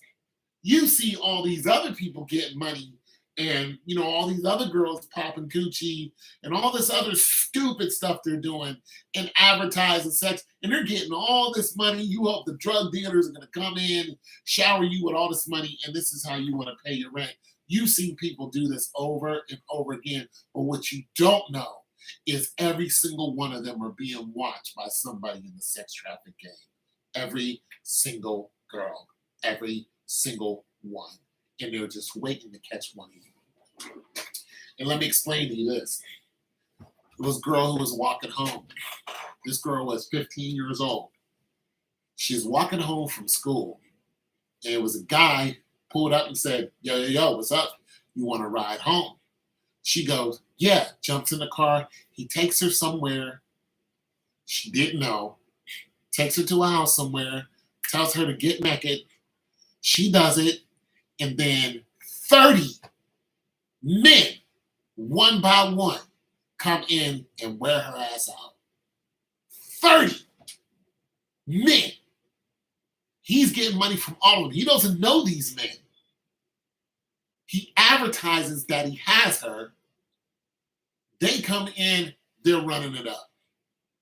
When they're done, of course, they've already paid, yada, yada, yada. When the day's over, he lets the girl go. He lets that girl go. The girl goes home and tells her mother what happened to her. The mother calls the police. The police come and arrest the girl. They arrest a 15-year-old girl for prostitution. Make that make sense. Prostitution. This really did happen. That's what I'm telling you. You ladies need to be careful because it's not going to go your way. Once the court system gets you, they're not going to look at you and go, you're the victim. She said 30 men had sex with me in one day. 30 of them. This little black girl is in the court system fighting for her freedom because they said she was a prostitute. Unreal. Unreal. Same thing happened to a white woman. She got snatched. Sex trafficker got a hold of her. They ended up finding the dude who did it. She got pregnant while she was being trafficked because she was gone for a minute. So he had a bunch of guys doing whatever. She was gone for like a year or something like that. And she was gone for, it was a little more than a year because she had a baby before she got caught in the sex trafficking ring. So she was an adult. She was an adult. Once they found the guy who did it, they let old girl go. She came, did this whole news thing, said, yeah, I was having sex, 10, 20 times a day. These guys were, whatever. And this is for years. They had it for a couple of years. She came back. Her little girl was 3 years old. She's like, my little girl's not going to recognize me. You think they got her for prostitution? Absolutely not. But that little black girl who's 15 years old, who got snatched up on her way home from school, they tried to get her for prostitution.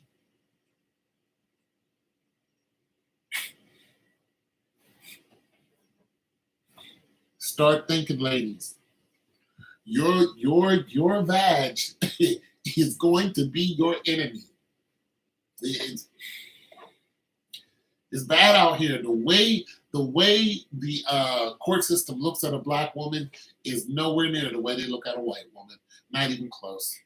The things that white women get away with, Like feminism was not made for black women. Ladies, you're not liberated. You're not. You're a bad bee. You're a boss chick. Not liberated, ladies. You are under the thumb of America.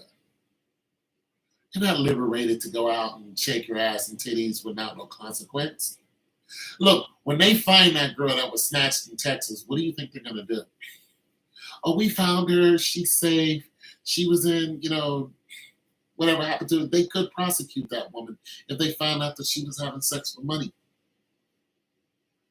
They could turn around and prosecute her and put her in jail for years.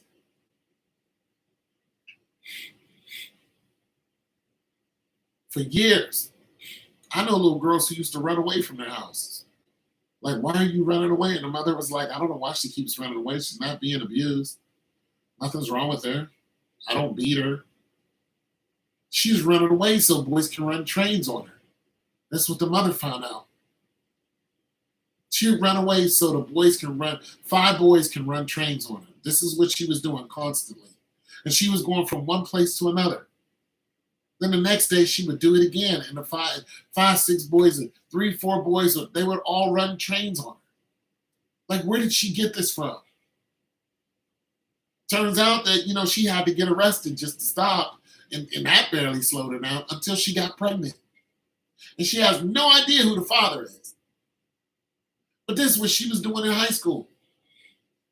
She was running away just so these boys could run trains on her. She would meet the boys through whatever apps that they had out. That's what she would do. She would hide her phone from her mom. Her mother didn't even know she had a phone. And they were and then she would wake up every day, hide her little phone, and just be on her phone. She would start answering. Then she would find out whatever address they go to. Then boom, she would make it to their address, and they would run trains on her for days. She'd be gone for days and just run trains on her. Until, of course, the police caught up with her because she started doing bad things, and then she got pregnant, and then all that slowed down, and she went back to her mother. You know how easy she could have been trafficked and then dead? If you look at the cases that are out there, in Mexico, they traffic kids by the busloads. And they're killing teenage girls. Like 15, 16. They're killing these girls. Like you don't even know how crazy. And Texas is right next to Mexico. Hell, it was part of Mexico at one time. What do you think is happening to these people who are getting snatched in Texas? They're shipping them right across the border.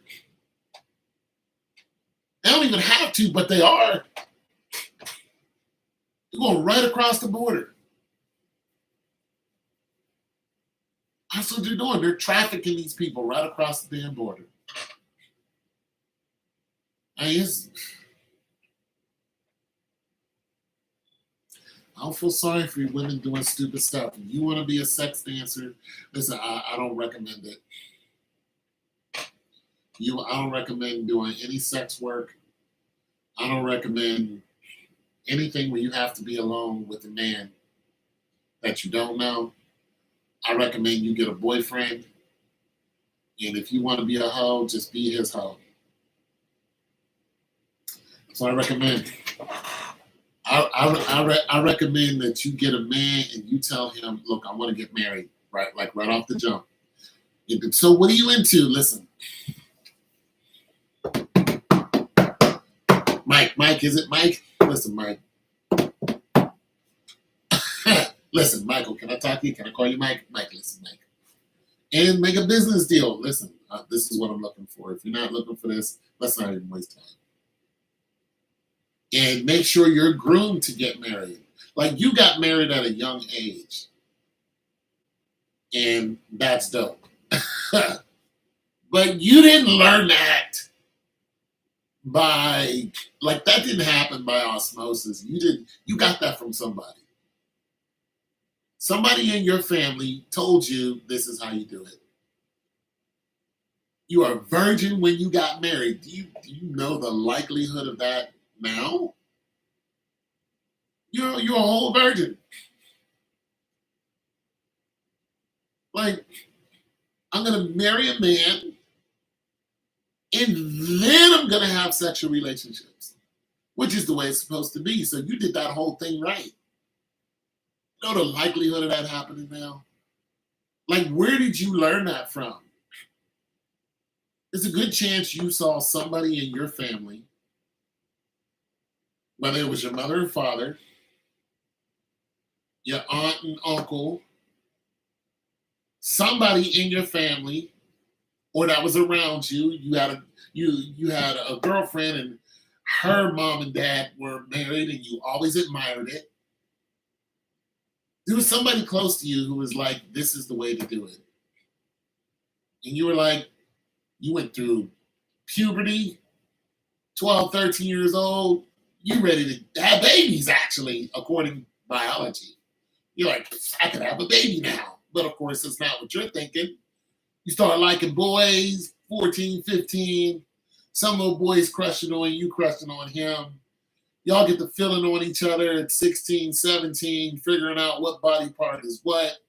He's trying to go for the gold. You're just like, not going to happen.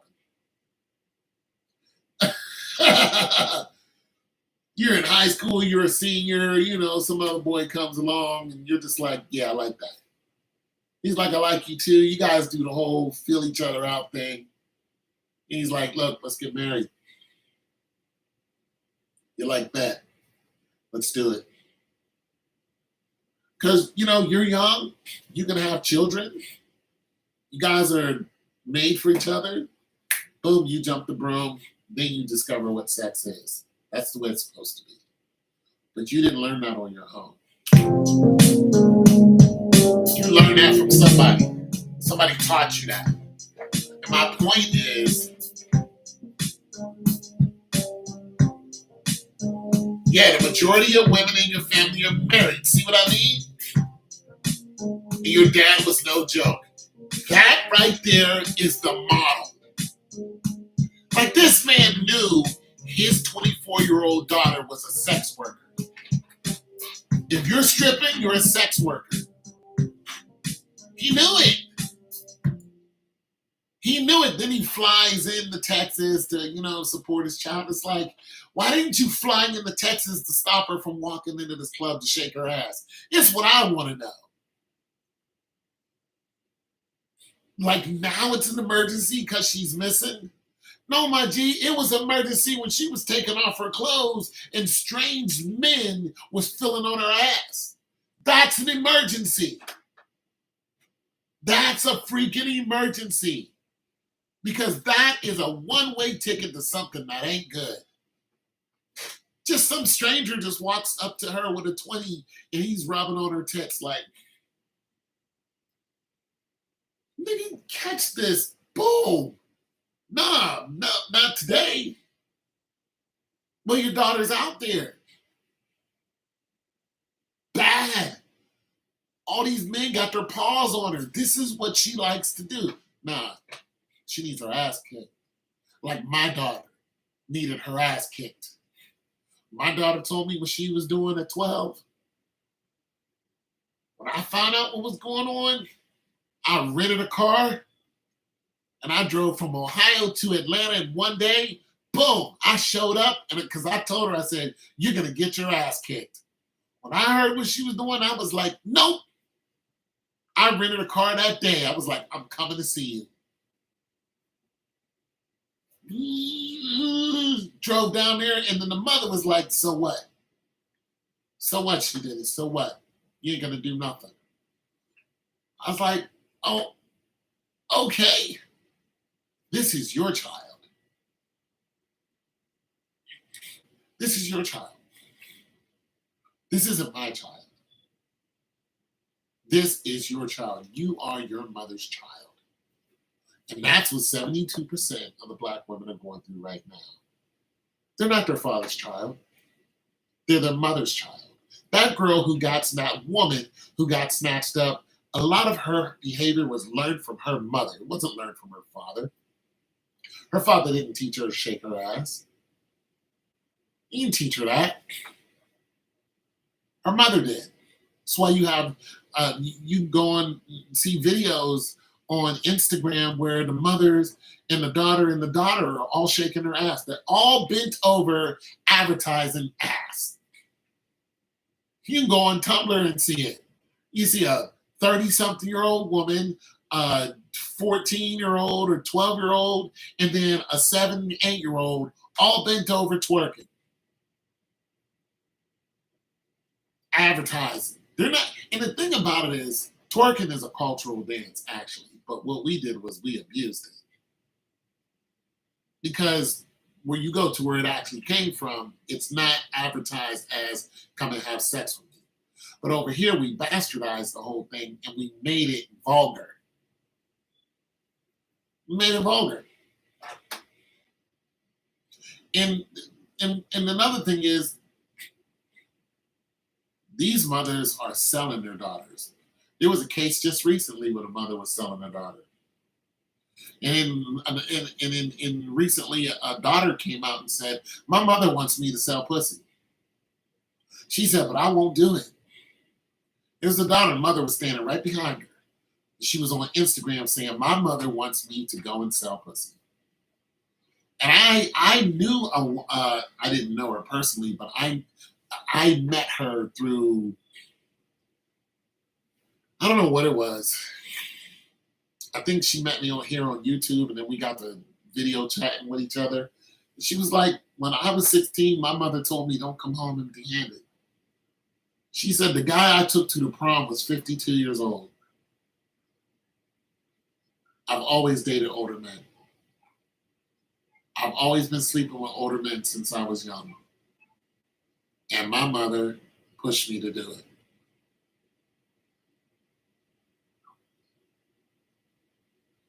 Yeah. And see, like I said, they're not doing it in a cultural sense, because you can look up some YouTube videos where girls that age are actually doing it, and they're doing it in a cultural sense. And you can tell the big difference between the way the American women are doing it and the actual Africans are doing it. And it's not just Africans who are doing it. This is a cultural dance all over the place. Like all over the place. Hawaiians, like all over the place. You'll see these girls who are knee-high to a butterfly out there moving their hips in some type of traditional whatever, and it doesn't look like, she wants to, no, it's they're, I don't know, whatever they're doing it for, dancing for rain or whatever. but you'll see it. You look at these videos in Africa, and there's nothing, like, you don't see the men looking at these girls and going, yeah, I'm about to knock her out. I'm about to knock up this 6-year-old. They're looking at her and then, doing their and whatever, and they're all, it's a big old circle of them too. It's like the whole village is out there, and then the women will come out there and do this, and then a girl will jump in and do it, and then the girl, a little thing will come out there and emulate the mother, and they'll do the little, and you can tell it's all culture. It's nothing that somebody needs to call the police about. Because if you mess with one of them over there, they tie you to a tree and they beat you. Like the whole village. They wear you out.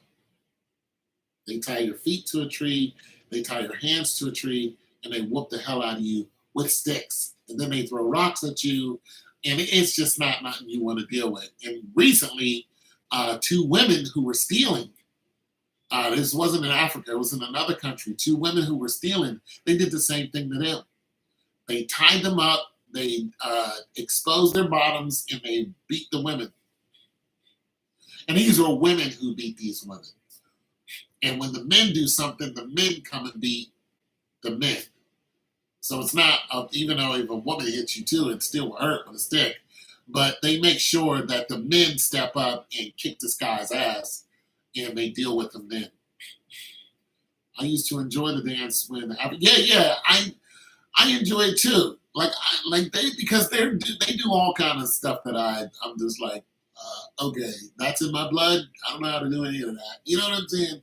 But when it comes over here, it's all sexualized, and it's not. That's not an accident. The way a lot of things that we do is sexualized, is because a lot of our music promotes it, and because people like Arista, Sony, and all these people who control the music, they're the ones who are behind this sexualization of black women.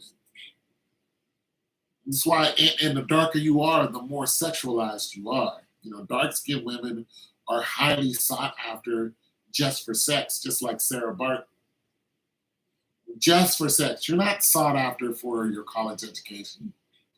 Nobody wants to hear if you have an engineering degree. We don't care. We want to know is, can you bend over and twerk, and when can we, bust a nut and leave? And just leave you on the side of the road. That's just it. Just leave you right there. Got our nut, leave you. Call you up whenever we need to bust again. This is the way America looks at black women. Like this one woman, I don't know what state she was in. I'm thinking it was Texas also. No, it wasn't in Texas. I think she was in New York. She was driving a BMW 7 Series, one of them real nice ones. And the police stopped her. And then they started frisking her. And she didn't know what was going on. Then they started asking her, is this her car? And she says, yes, this is my car. She told them what she does and everything. They took her to put her in the back of the paddy wagon, towed her car away, and they took her to a mental hospital. They strip searched her. They body cavity searched this woman, the whole 9 yards. They completely took any security that she had. Oh, I'm an American. Nobody can touch me. Blah, blah, blah. Nope. She had men digging between her legs, and they did a psychological evaluation against her, stripped her completely naked, and violated her in every way possible, except, like a guy didn't get on top of her and sleep with her. And then they let her go.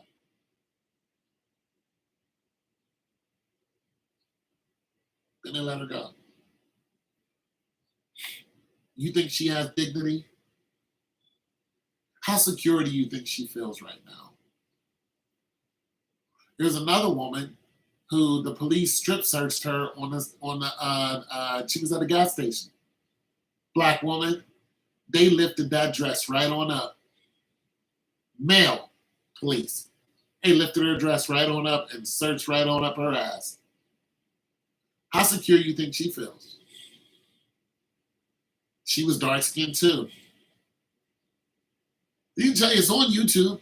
Those stories are both on YouTube.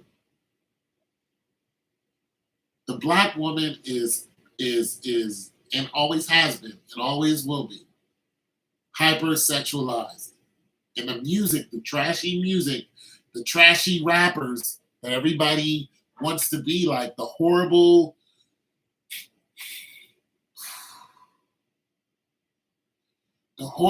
rap era, the names that we all were listening to, and we're like, oh, that's my jam. We were calling you everything but a child of God. All those rappers were promoting it. And the reason why they were doing it is because if those rappers talked about something positive, they would get no spin. Cardi B even said the same thing. She said, if I don't talk about my pussy, then nobody's going to play me. She says, I know a lot of women who are out there that are really good rappers, but if they don't talk about their pussy, they don't get no radio spins. Why do you think Cardi B and Megan Thee Stallion are at the top? And they went on the Grammys, pretty much screwing each other. That's what they promote. That's the way they look at it. You ain't never seen two white women on the Grammys with leg locked, cooch to cooch. You never, and you never will. You never will. You'll never see that. Never. Never in a million years will you see that. They will not have it. Listen to country music. Is country music sexualized? How about rock music? Is rock music highly sexualized? No? How about opera? You got pimps and hoes in opera? No? Let's see what else is out there. You just name a genre of music and see if it's highly sexualized. There's only one, and that's rap. Rap is highly, highly sexualized because it targets the young people and it tells the young girls, don't love your fathers, don't listen to your fathers. It tells them uh, anything that has any male species out there wants to sleep with you. It says your body is not important. God does not love you. It's okay to be completely promiscuous. You're safe because it's your body. You can do what you want with it, and we're all behind you. We all support you, young girl. We support you having multiple partners, and then when you're all finished with that lifestyle, we'll still support you and guarantee that you'll find somebody good to take care of you. That's what America does. And it's a lie. This is why there's more women in hell than there are men. Because they listen to that vaginated lie. And they believed in this liberation. And don't listen to your man. Pick the worst men. Pick the man that is slinging D to everyone.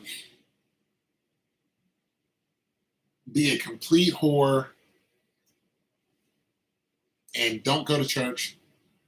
Or not even don't go to church, but don't love the Lord. Jesus is not, he was made up by the Egyptians or to emulate the Egyptians or some nonsense.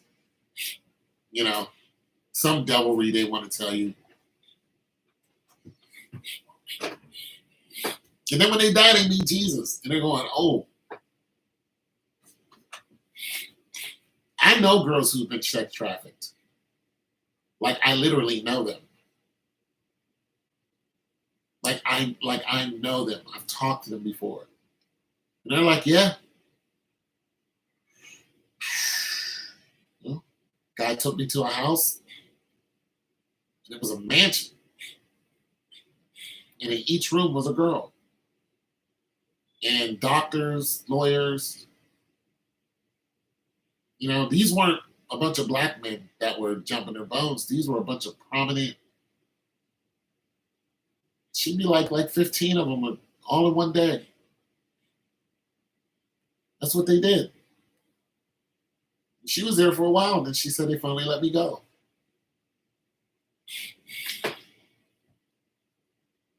Like, I know this girl. I was just like, wait, what? She's like, yeah. Now, where she went, I don't know. She didn't tell me. I didn't ask. She was there for, I don't know, a couple months. She never pressed charges. And make it so bad, when I had first met her, she had just got done with what happened to her. And I couldn't even tell. When I met her, she was 17 and coming out to poetry readings. And, I always thought she was cute, but, she was young. My eyes were, on something else. But I've always seen her. I didn't know she was 17. And one day she told me, she was like, yeah, when you saw me, I was 17. I was like, at the poetry? She was like, yeah, I was only 17, getting up there reading poetry. I was like, wait, what? I was like, wow. I had no idea. I thought she was a grown woman. She acted like a grown woman. She was out late at night. There was no going to school for her. There was no nothing. She was a grown woman, and none of us knew how old she was. None of us. And some of the guys in there she was sleeping with. She would tell me, she was like, I was sleeping with this guy, this guy, this guy. I was like, I know all of those men. and they're all like old like me. She's like, yeah. She's like, the first guy I met, I'm standing on a corner, and she showed me a picture. She said, this picture right here, I was 14 years old. I remember standing on a corner. I was waiting for a bus or something like that, and a guy drove by in a Mercedes and said something to me, and I jumped in the car with him. She said, this is what I was wearing. I jumped right in the car with him. I'm like, did you know him? She said, no. And eventually, they did the dirty. This is not a behavior learned by the fathers. There's no father out there who is telling their 14-year-old girl, go stand on a corner, and when a nice car pulls up, jump in the car. And then she said, we went to his house, and he wouldn't sleep with me because he found out how old I was. She said, so I jumped on him. She's like, I realized he didn't want to have sex with me, so I tried to have sex with him. And eventually she convinced him. This is a true story. And she got 2 little boys today. Well, they're not little anymore. They've got to be like 20. Her kids are like 20 now. Great kids, too. Great little boys. They got to be 20 now. Somewhere around close to it. At least almost out of high school. And 2 great little boys. But can you imagine, like, that story? A father listening to that story of what had happened to his daughter? And his daughter's mind state of just going out there and tracking down an older man and then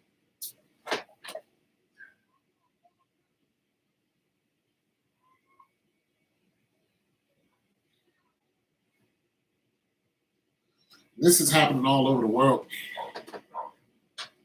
It's all over the world. It's not an isolated case. It's not just black women. It's all over the world. There's one thing the world does not have a shortage of, and one is water, and the other one is females. There is no shortage of girls. None. Nowhere. As a matter of fact, it's getting so crazy that now a man can identify as a woman. And get this. If a man is locked up in jail, he can turn around and say, I identify as a woman while he's locked up. Listen, if he went in as a man, he can now identify as a woman. So let's just say you had a lifer. He's in there for life. He goes, well, according to California law, I can identify as a woman. And if I do, you have to, by law, this is by law now, you have to put me in a woman's jail. And that's what they're doing. They just had a case where 2 women in one cell were pregnant by the same guy. He was a transgender. So now men are going to the female jails by the state and having sex with the women. And the women are not turning around and saying, this guy raped me. So now what's going on? They're not crying foul. They're welcoming some of this lunacy. There's not a report where these 2 women turn around and say, this guy raped me. Or how about the one guy in Chicago who got 5 of his security guards pregnant? 5 female guards. None of them are turning around and saying, this inmate took advantage of me and I had mental issues and self-esteem problems and yada yada yada. They're all facing jail sentences because they raped, according to the law, the inmate, even though he's a male and definitely, took advantage of them, convinced them to, have consensual sex with him. But according to the state, it's rape because the inmate is a ward of the state. Or I used to have a neighbor who was a security guard. And she told me there was a female guard who let a bunch of the inmates run a train on her. She knew where the cameras wasn't facing, and she was like, boom. She's like, pay me, and you can all run a train on me. So they all ran a train on her, and she got paid. And when she got caught, she says, I don't care. I have $100,000. I'm okay. What she didn't realize is that's rape because they're wards of the state. You see what's going on here? There are so many women on the planet, and there are so few men on the planet that the laws and the line of the laws are starting to become blurred. And even the lawmakers are helping with these blurred lines. In the state of California, you can identify as a woman. And they have to take you to the female's jail, where there's nothing but women. And put you, listen, they don't put trans women in jail cells by themselves. They don't do that. Not even people who are in there for life are in a cell by themselves. They don't usually keep you there very long. It's usually the whole. I know one guy who was locked up like that for 17 months. But he's free now. But people who are in it for a long time, they don't keep you in cells by yourself. You usually have a bunkie. Because you can go crazy in there by yourself. They usually put you in pods of 8 to 30 people. So if you're a man who's identified as a woman, you go to a jail cell and there's 30 women in there, sleeping on the floor, sleeping on the bunks, sleeping wherever they can to try to get by. You have 30 different choices. What is the chance that at least one of them are going to be like, you have a dick, like a real dick? Not like these things that we've been using. You actually have a dick. And say, let's do it. Right in front of everybody. What are the chances you think that's going to happen? A very high chance. And the men know this, the lawmakers know this, but feminism, and none of these women are screaming rape. None of them. And what's the real killer about it is that guy could have been in there for rape. He could have been in there for that very reason. But now you put Brer Rabbit in the Brer Patch. Make this make sense. This is what the guy's in jail for. He's being punished for. And now you reward his punishment with more victims.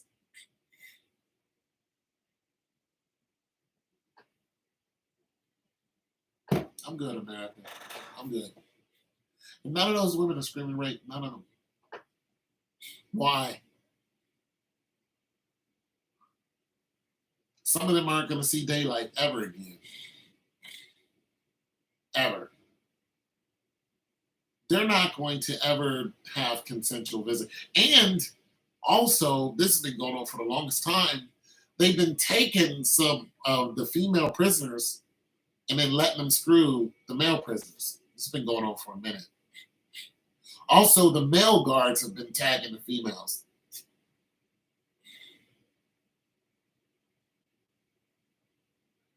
It's crazy out here. You women are not safe. So why let your daughter be a dancer? You should have beat her ass. I don't care if she's 24. You beat her ass. You take a charge. Let her know, if you go out into these clubs, I'm going to show up. And I'm going to beat the crap out of you right in front of your friends.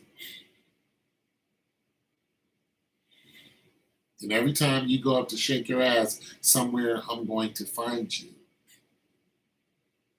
And I'm going to knock the hell out of you right in front of your friends. Now that girl is missing. What is the chance that she's going to turn up alive?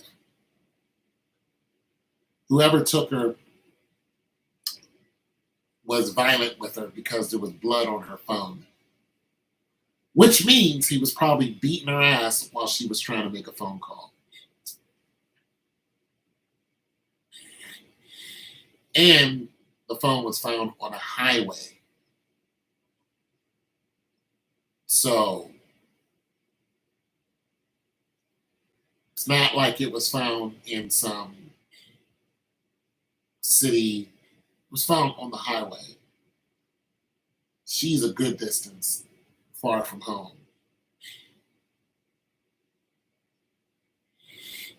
And sometimes they don't have to be as violent. Like the case I was talking about with the girl I knew. They didn't take her by violence.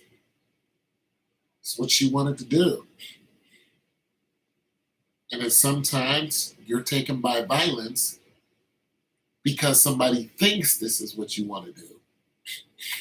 The more vulgar you act, the more out of line you talk, the more independent you think you are, the more out of line that you are, the more you want to get into criminal activity, run with the big dogs. The more you do this, the less protected you are. The less protected you are, the more likely it is you're going to end up like that woman in Texas. And it's a good chance she's going to see an early grave. I hope not, but it's just the chances are just better that she's going to see an early grave. She might not make it to 25. This is why you put on all your clothes, put on a dress. You don't go to the gym in tight whatevers to show off every crack of your asshole. We don't want to see that. But when the wrong guy does see that and he targets you, you're going, well, you shouldn't target me because I have my ass poked out. You should look away. No. No. It don't work like that. See, in your world where you control the narrative, this is what you think. Oh, I'm in America. You can't look at my ass that I have these damn TikTok pants on all the way up the crease of my crack and, showing my camel toe. Oh, I don't know what planet you. Not everybody thinks like that. This is why people hate the Western world, because of our arrogance. This is why these two girls who were Arabs came over here and lived here for a short while and, start running around in bikinis. You took off a burqa, start putting on a two-piece, and thought you were liberated. Guess what happened to them when they went back to whatever country it was? They went on the beach with a two-piece. That's what they did. They were like, we're going to liberate women. We're white women. We're like the white women. Isn't this what the white women do? Burn bras and raise hell and yell at their men, kick them out the house and take everything they have and then have sex with, whoever and expect them to be accepted. This is what these hoes do. This is what these women thought. They were out on the beach in their two-piece bikini, and some men start walking towards them. Now, why they didn't run, I don't know. But when the men caught up to them, they took out swords and they cut their heads off. And they left the girls right there on the beach for everybody else to see. This is a true story. You're not liberated. You're not free to exploit sexuality. What you are is in danger. All of you. The whole housewife, she want to act up, she's in danger. They tried to kidnap Tisha Arnold.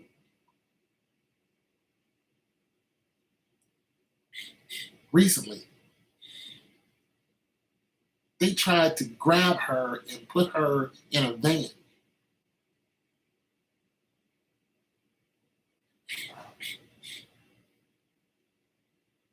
Which one is the one that was Martin's girlfriend?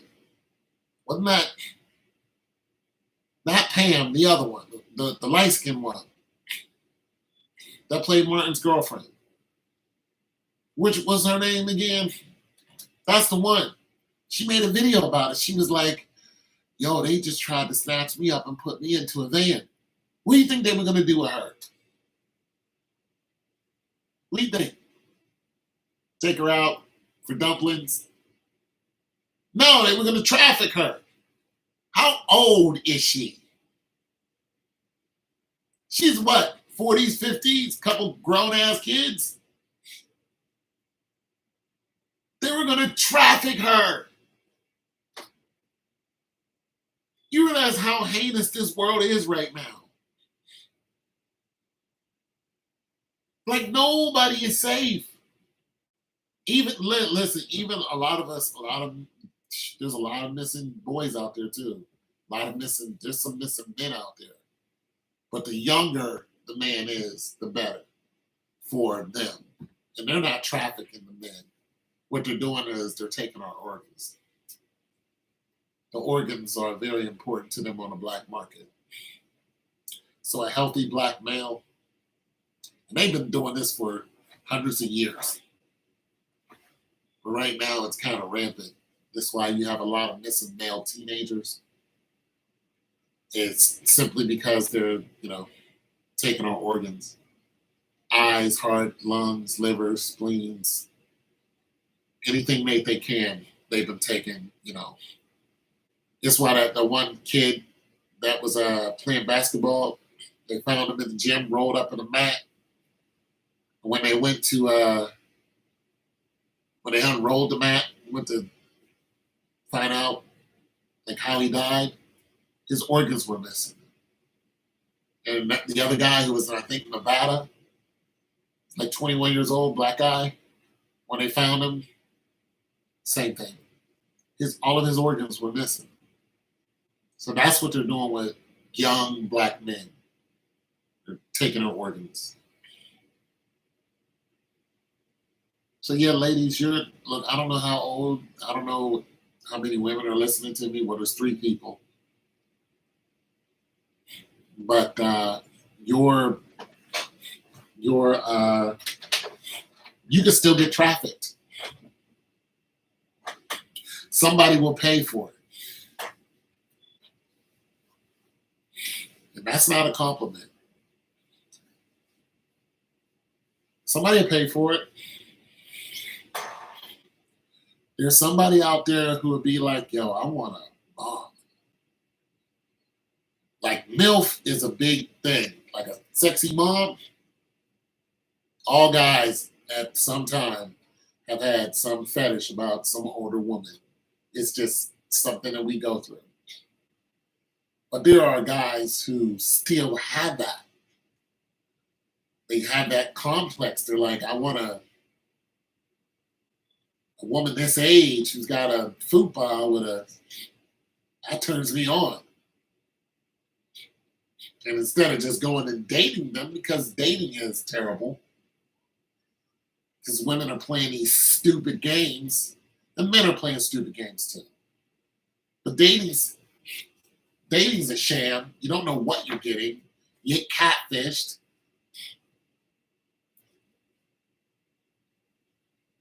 You about to get dressed and go out? Okay.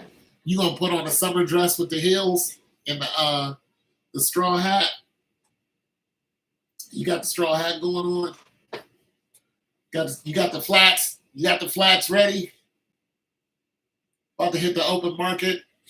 It's a good day to hit the market, ain't it?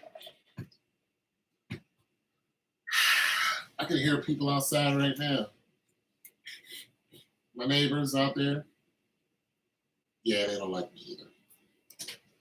It's a good day to hit the open market.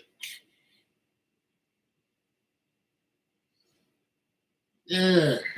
Going out there and talk to Miss Hattie. See what Miss Hattie's doing.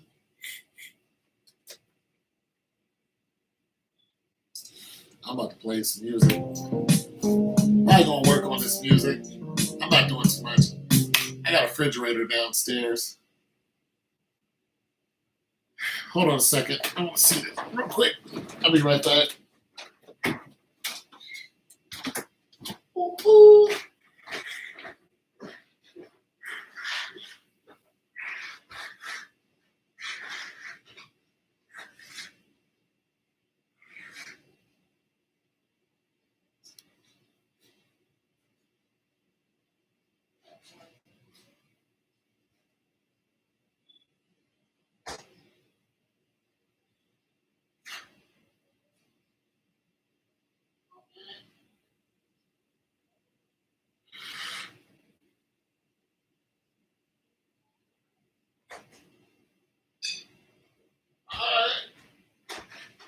Okay. Ain't bad. Ain't terrible.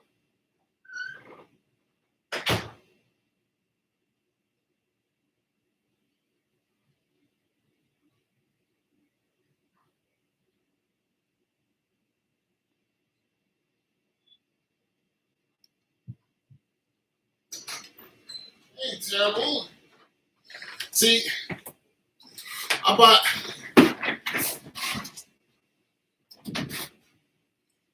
60 degrees out. Leggings. Oh, you trying to show off that derriere.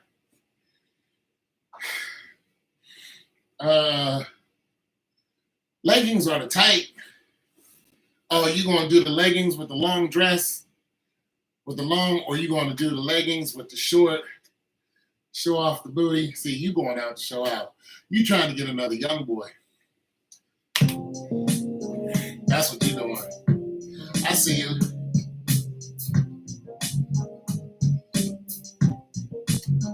I don't like the space.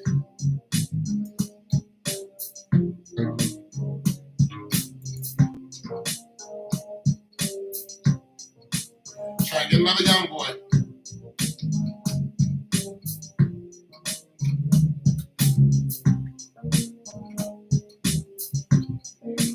Yeah.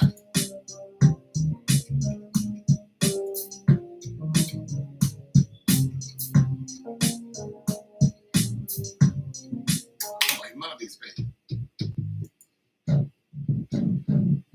Try and get another young boy. I'll leave them young boys alone.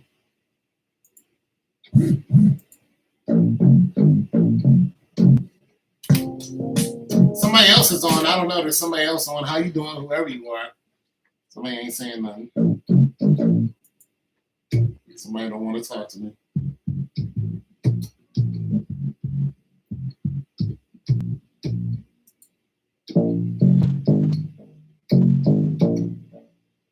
Maybe turn this up.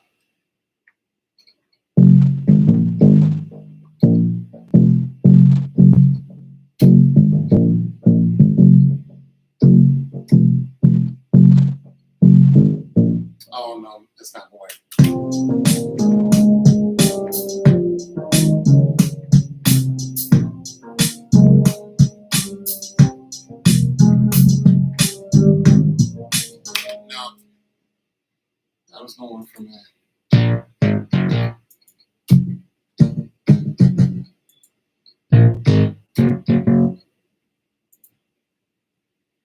Going out to show off that.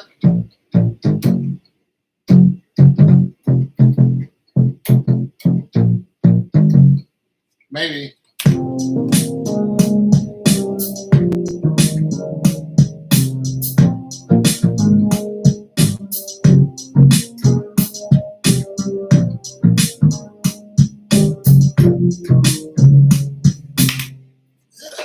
That sounds whack.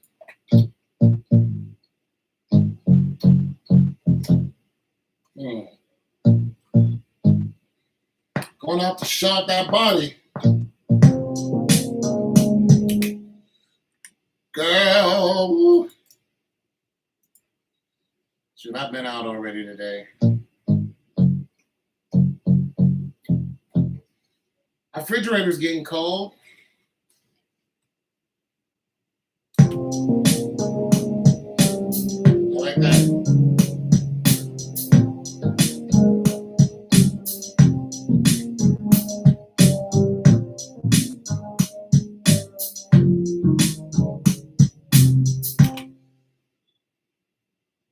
He's not a boy.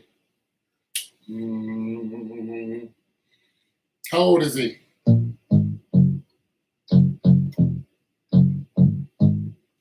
Try this. How old is he?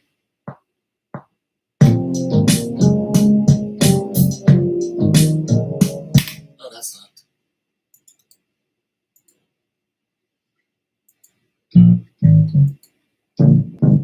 Oh.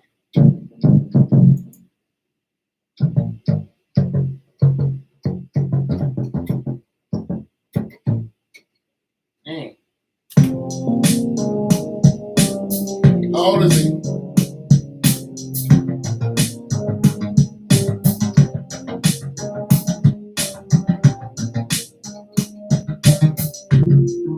Almost. Let's see if I can play with this. He's a young dude. I'm a full-grown man. I mean, he ain't no young boy. All right.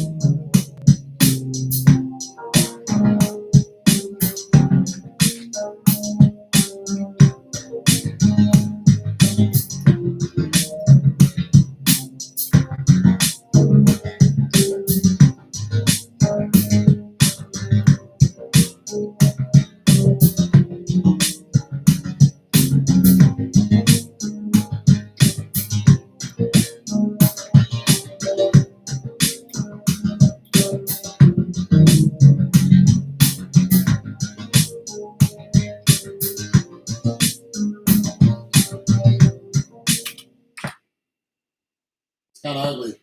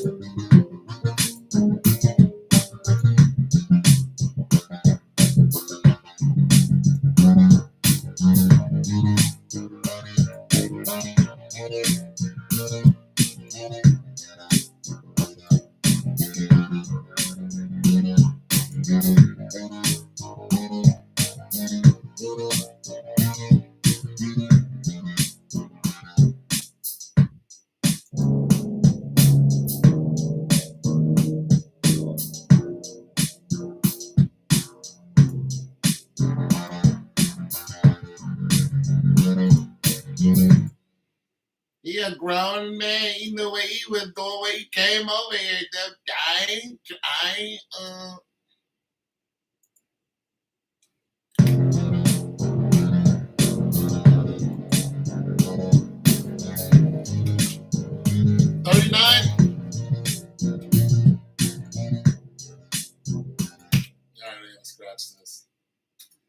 was trying something new.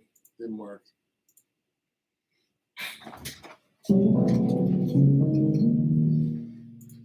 This time I'm gonna take it from a bass line.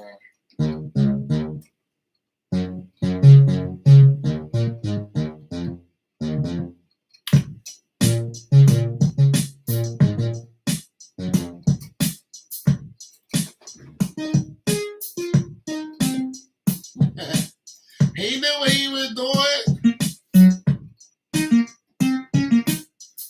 Give me a lead first. Oh, wait a minute. Oh, I did that wrong. He knew what he was doing when he came over here. I ain't trying to convey him to do nothing.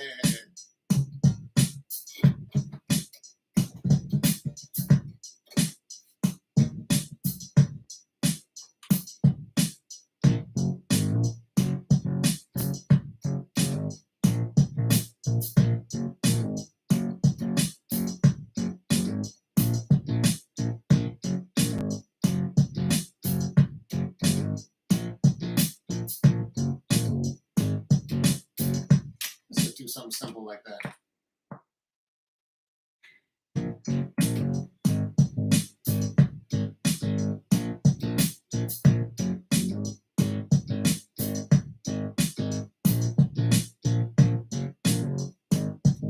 Something simple.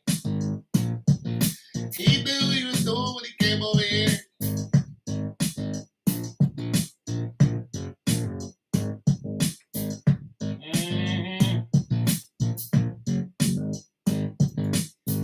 Came over there and got the whippy dang. Hit him with the leggings.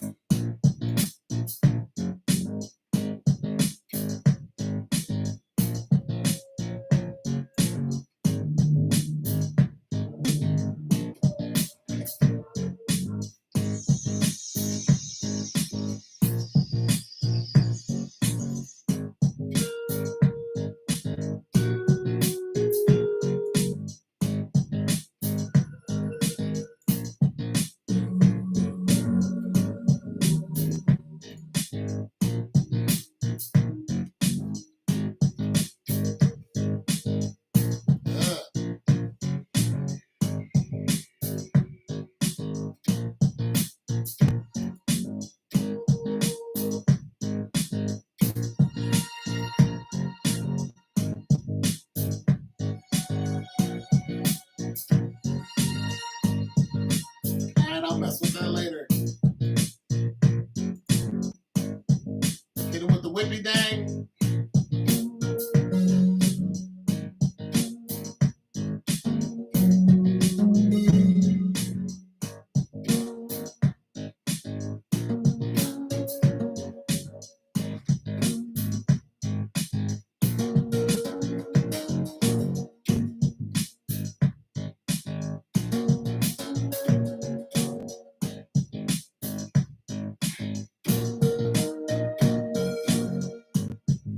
Tell me that ain't hard.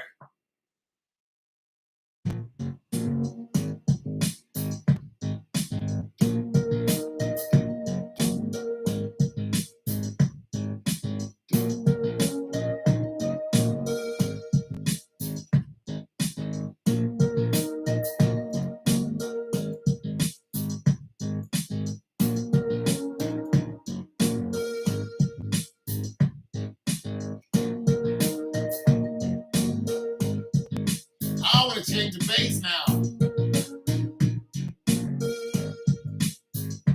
I want to change the bass.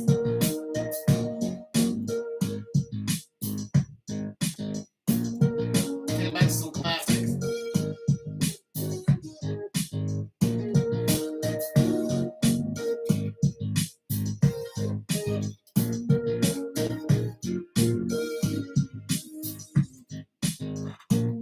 Y'all find the right one.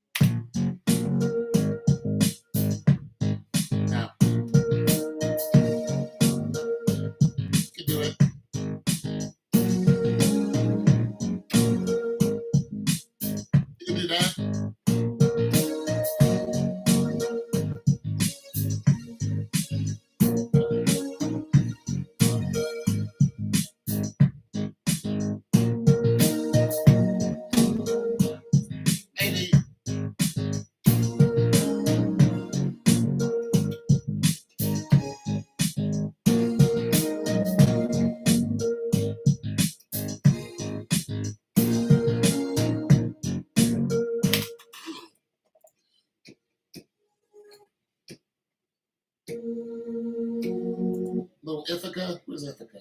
What?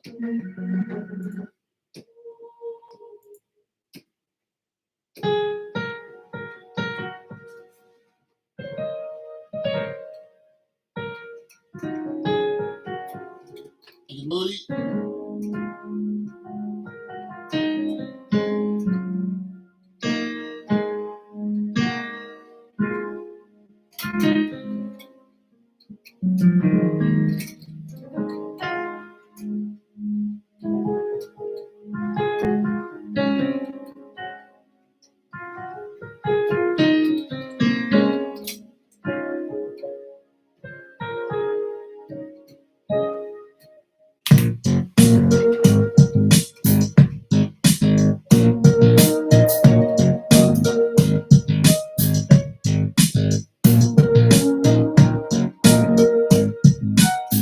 I'll come up here.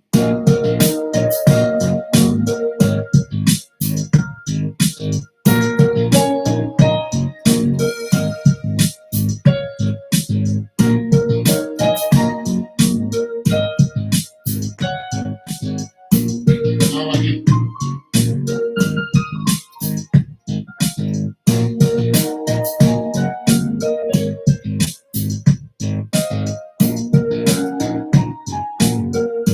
I do like the.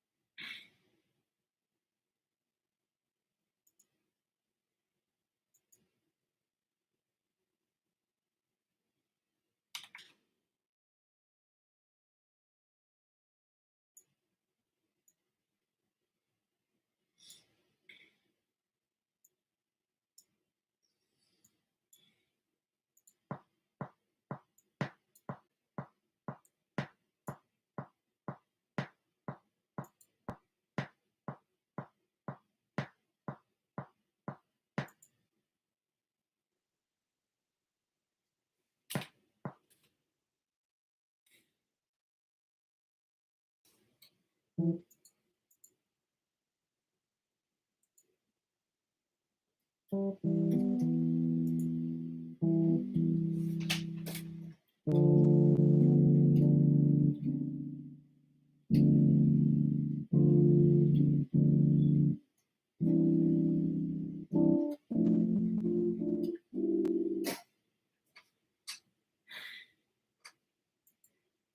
around, run around, run around.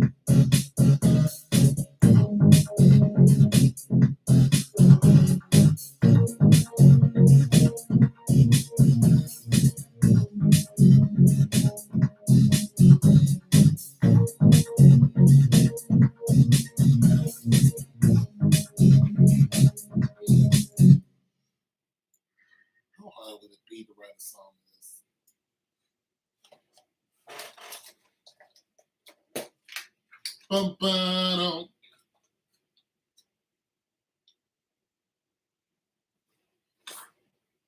I want to Charlie Puth it. I don't know how to Charlie Puth it.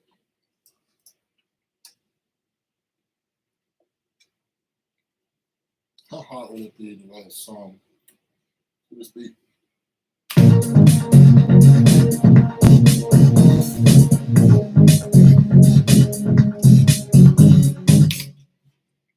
I like the.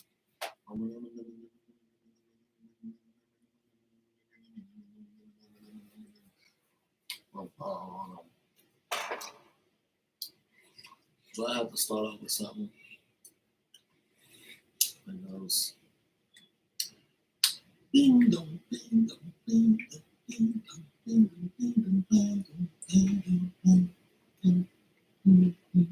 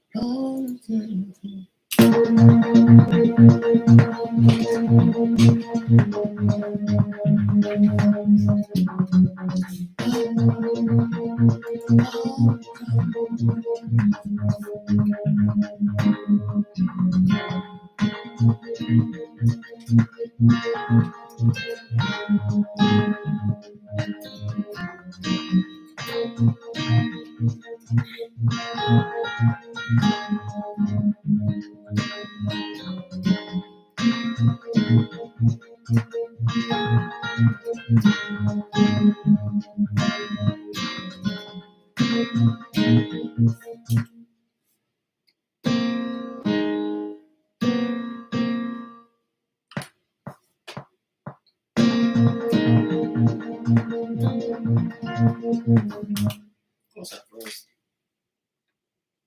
Why are you doing that? Do not look.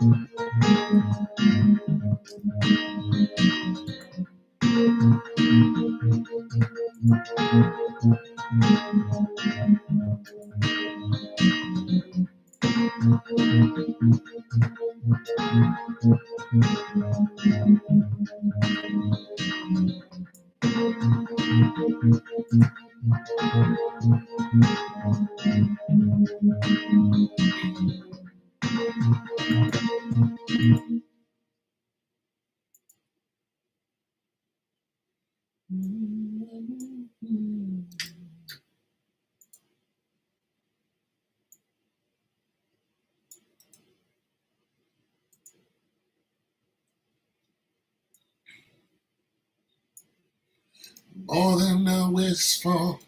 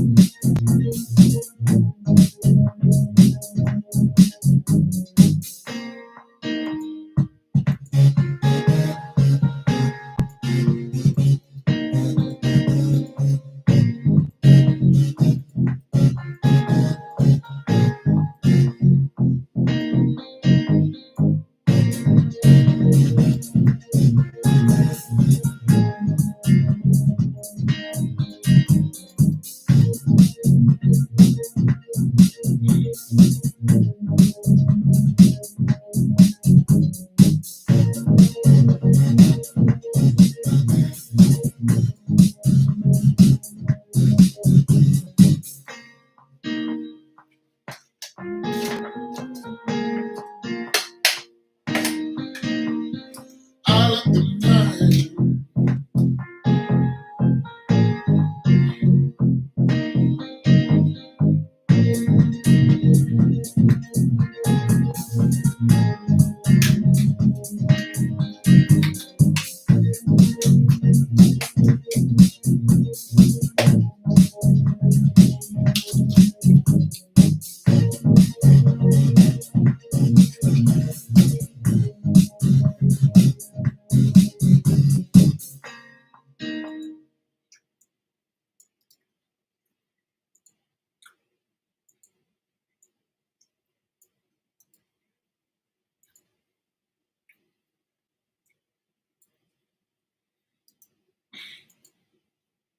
88 million.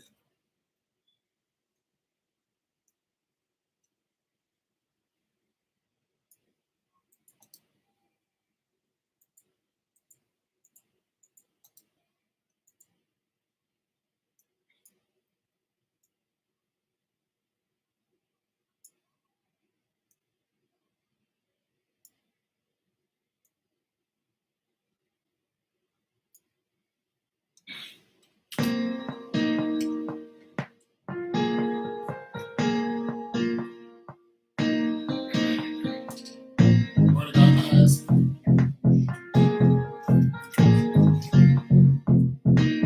Drinking water.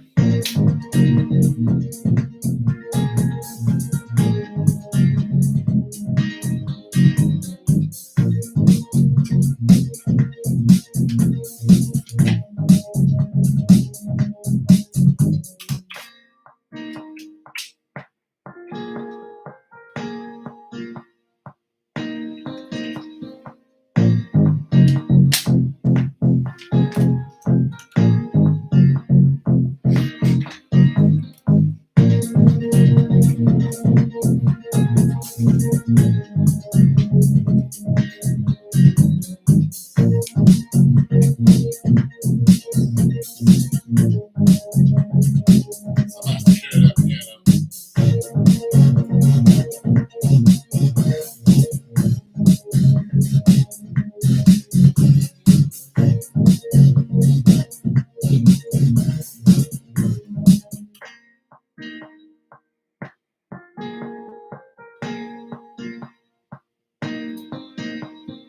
You love the night, but I'm up the day.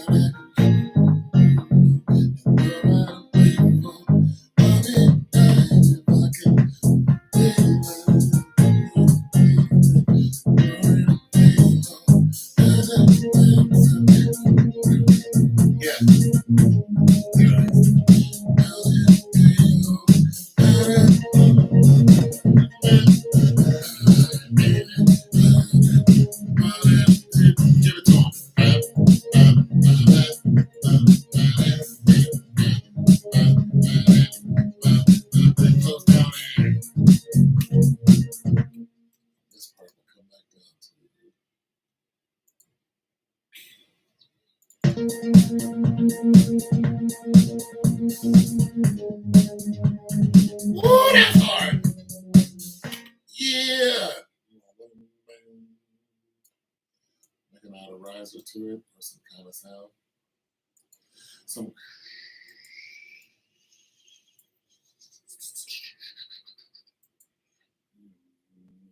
dang, dang, dang.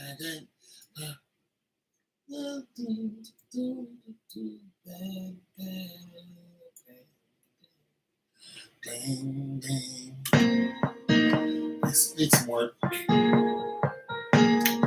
Need some work.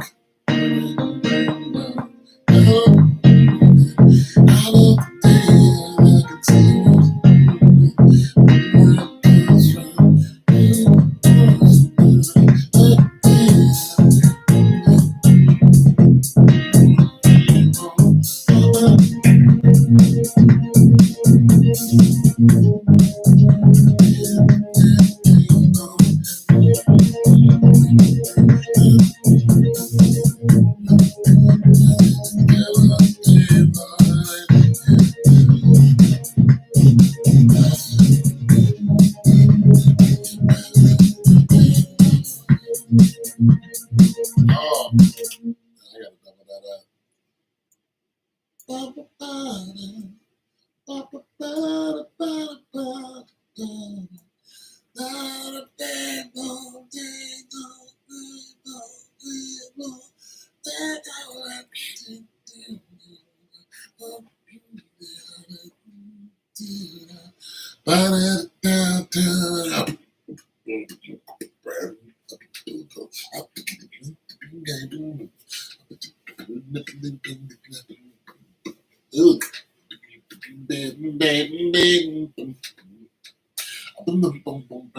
Where's Esperanza when I need her?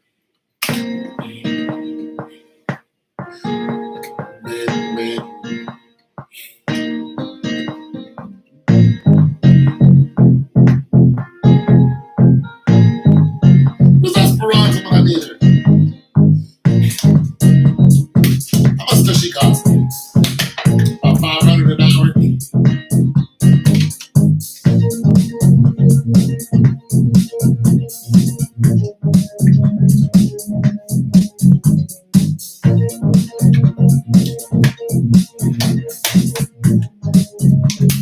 Esperanza.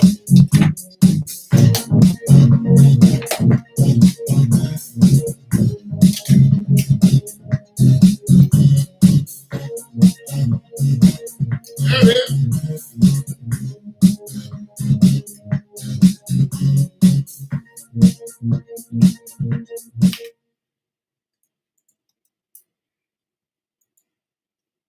And then the piano joint,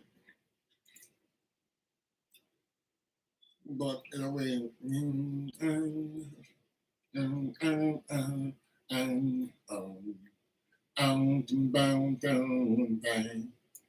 don't need this. I'll do something else.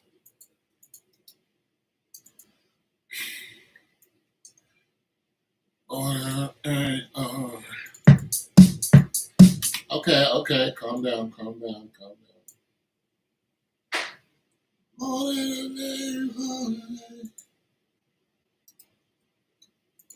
Alright,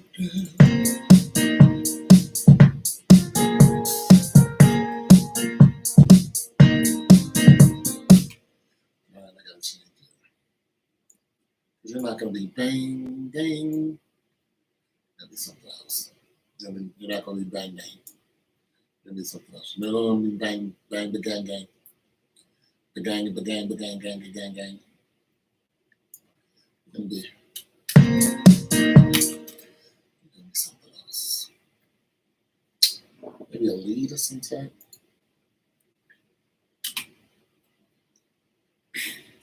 Morning I wish for. You're gonna be boom boom boom.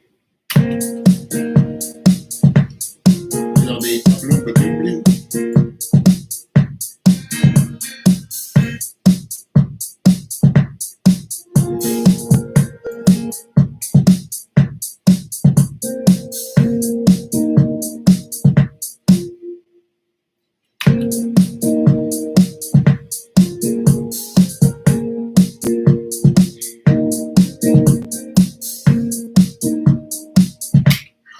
Host Gazette. That's Star Wars talk. And some of you will never know what it means. And because you don't know what it means, it's okay with me. You don't need to know what host because that means. And I don't need to tell you.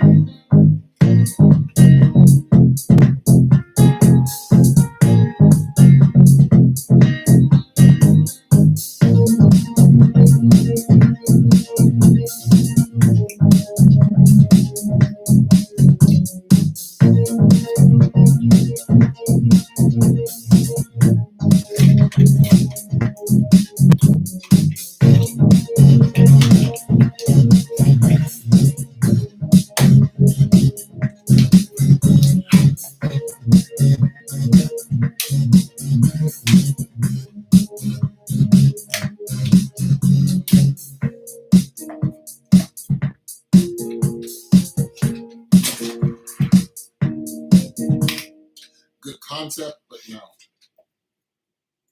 No host goes out. I'm gonna take a minute.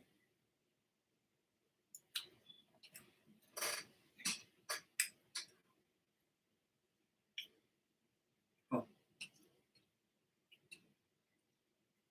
Huh.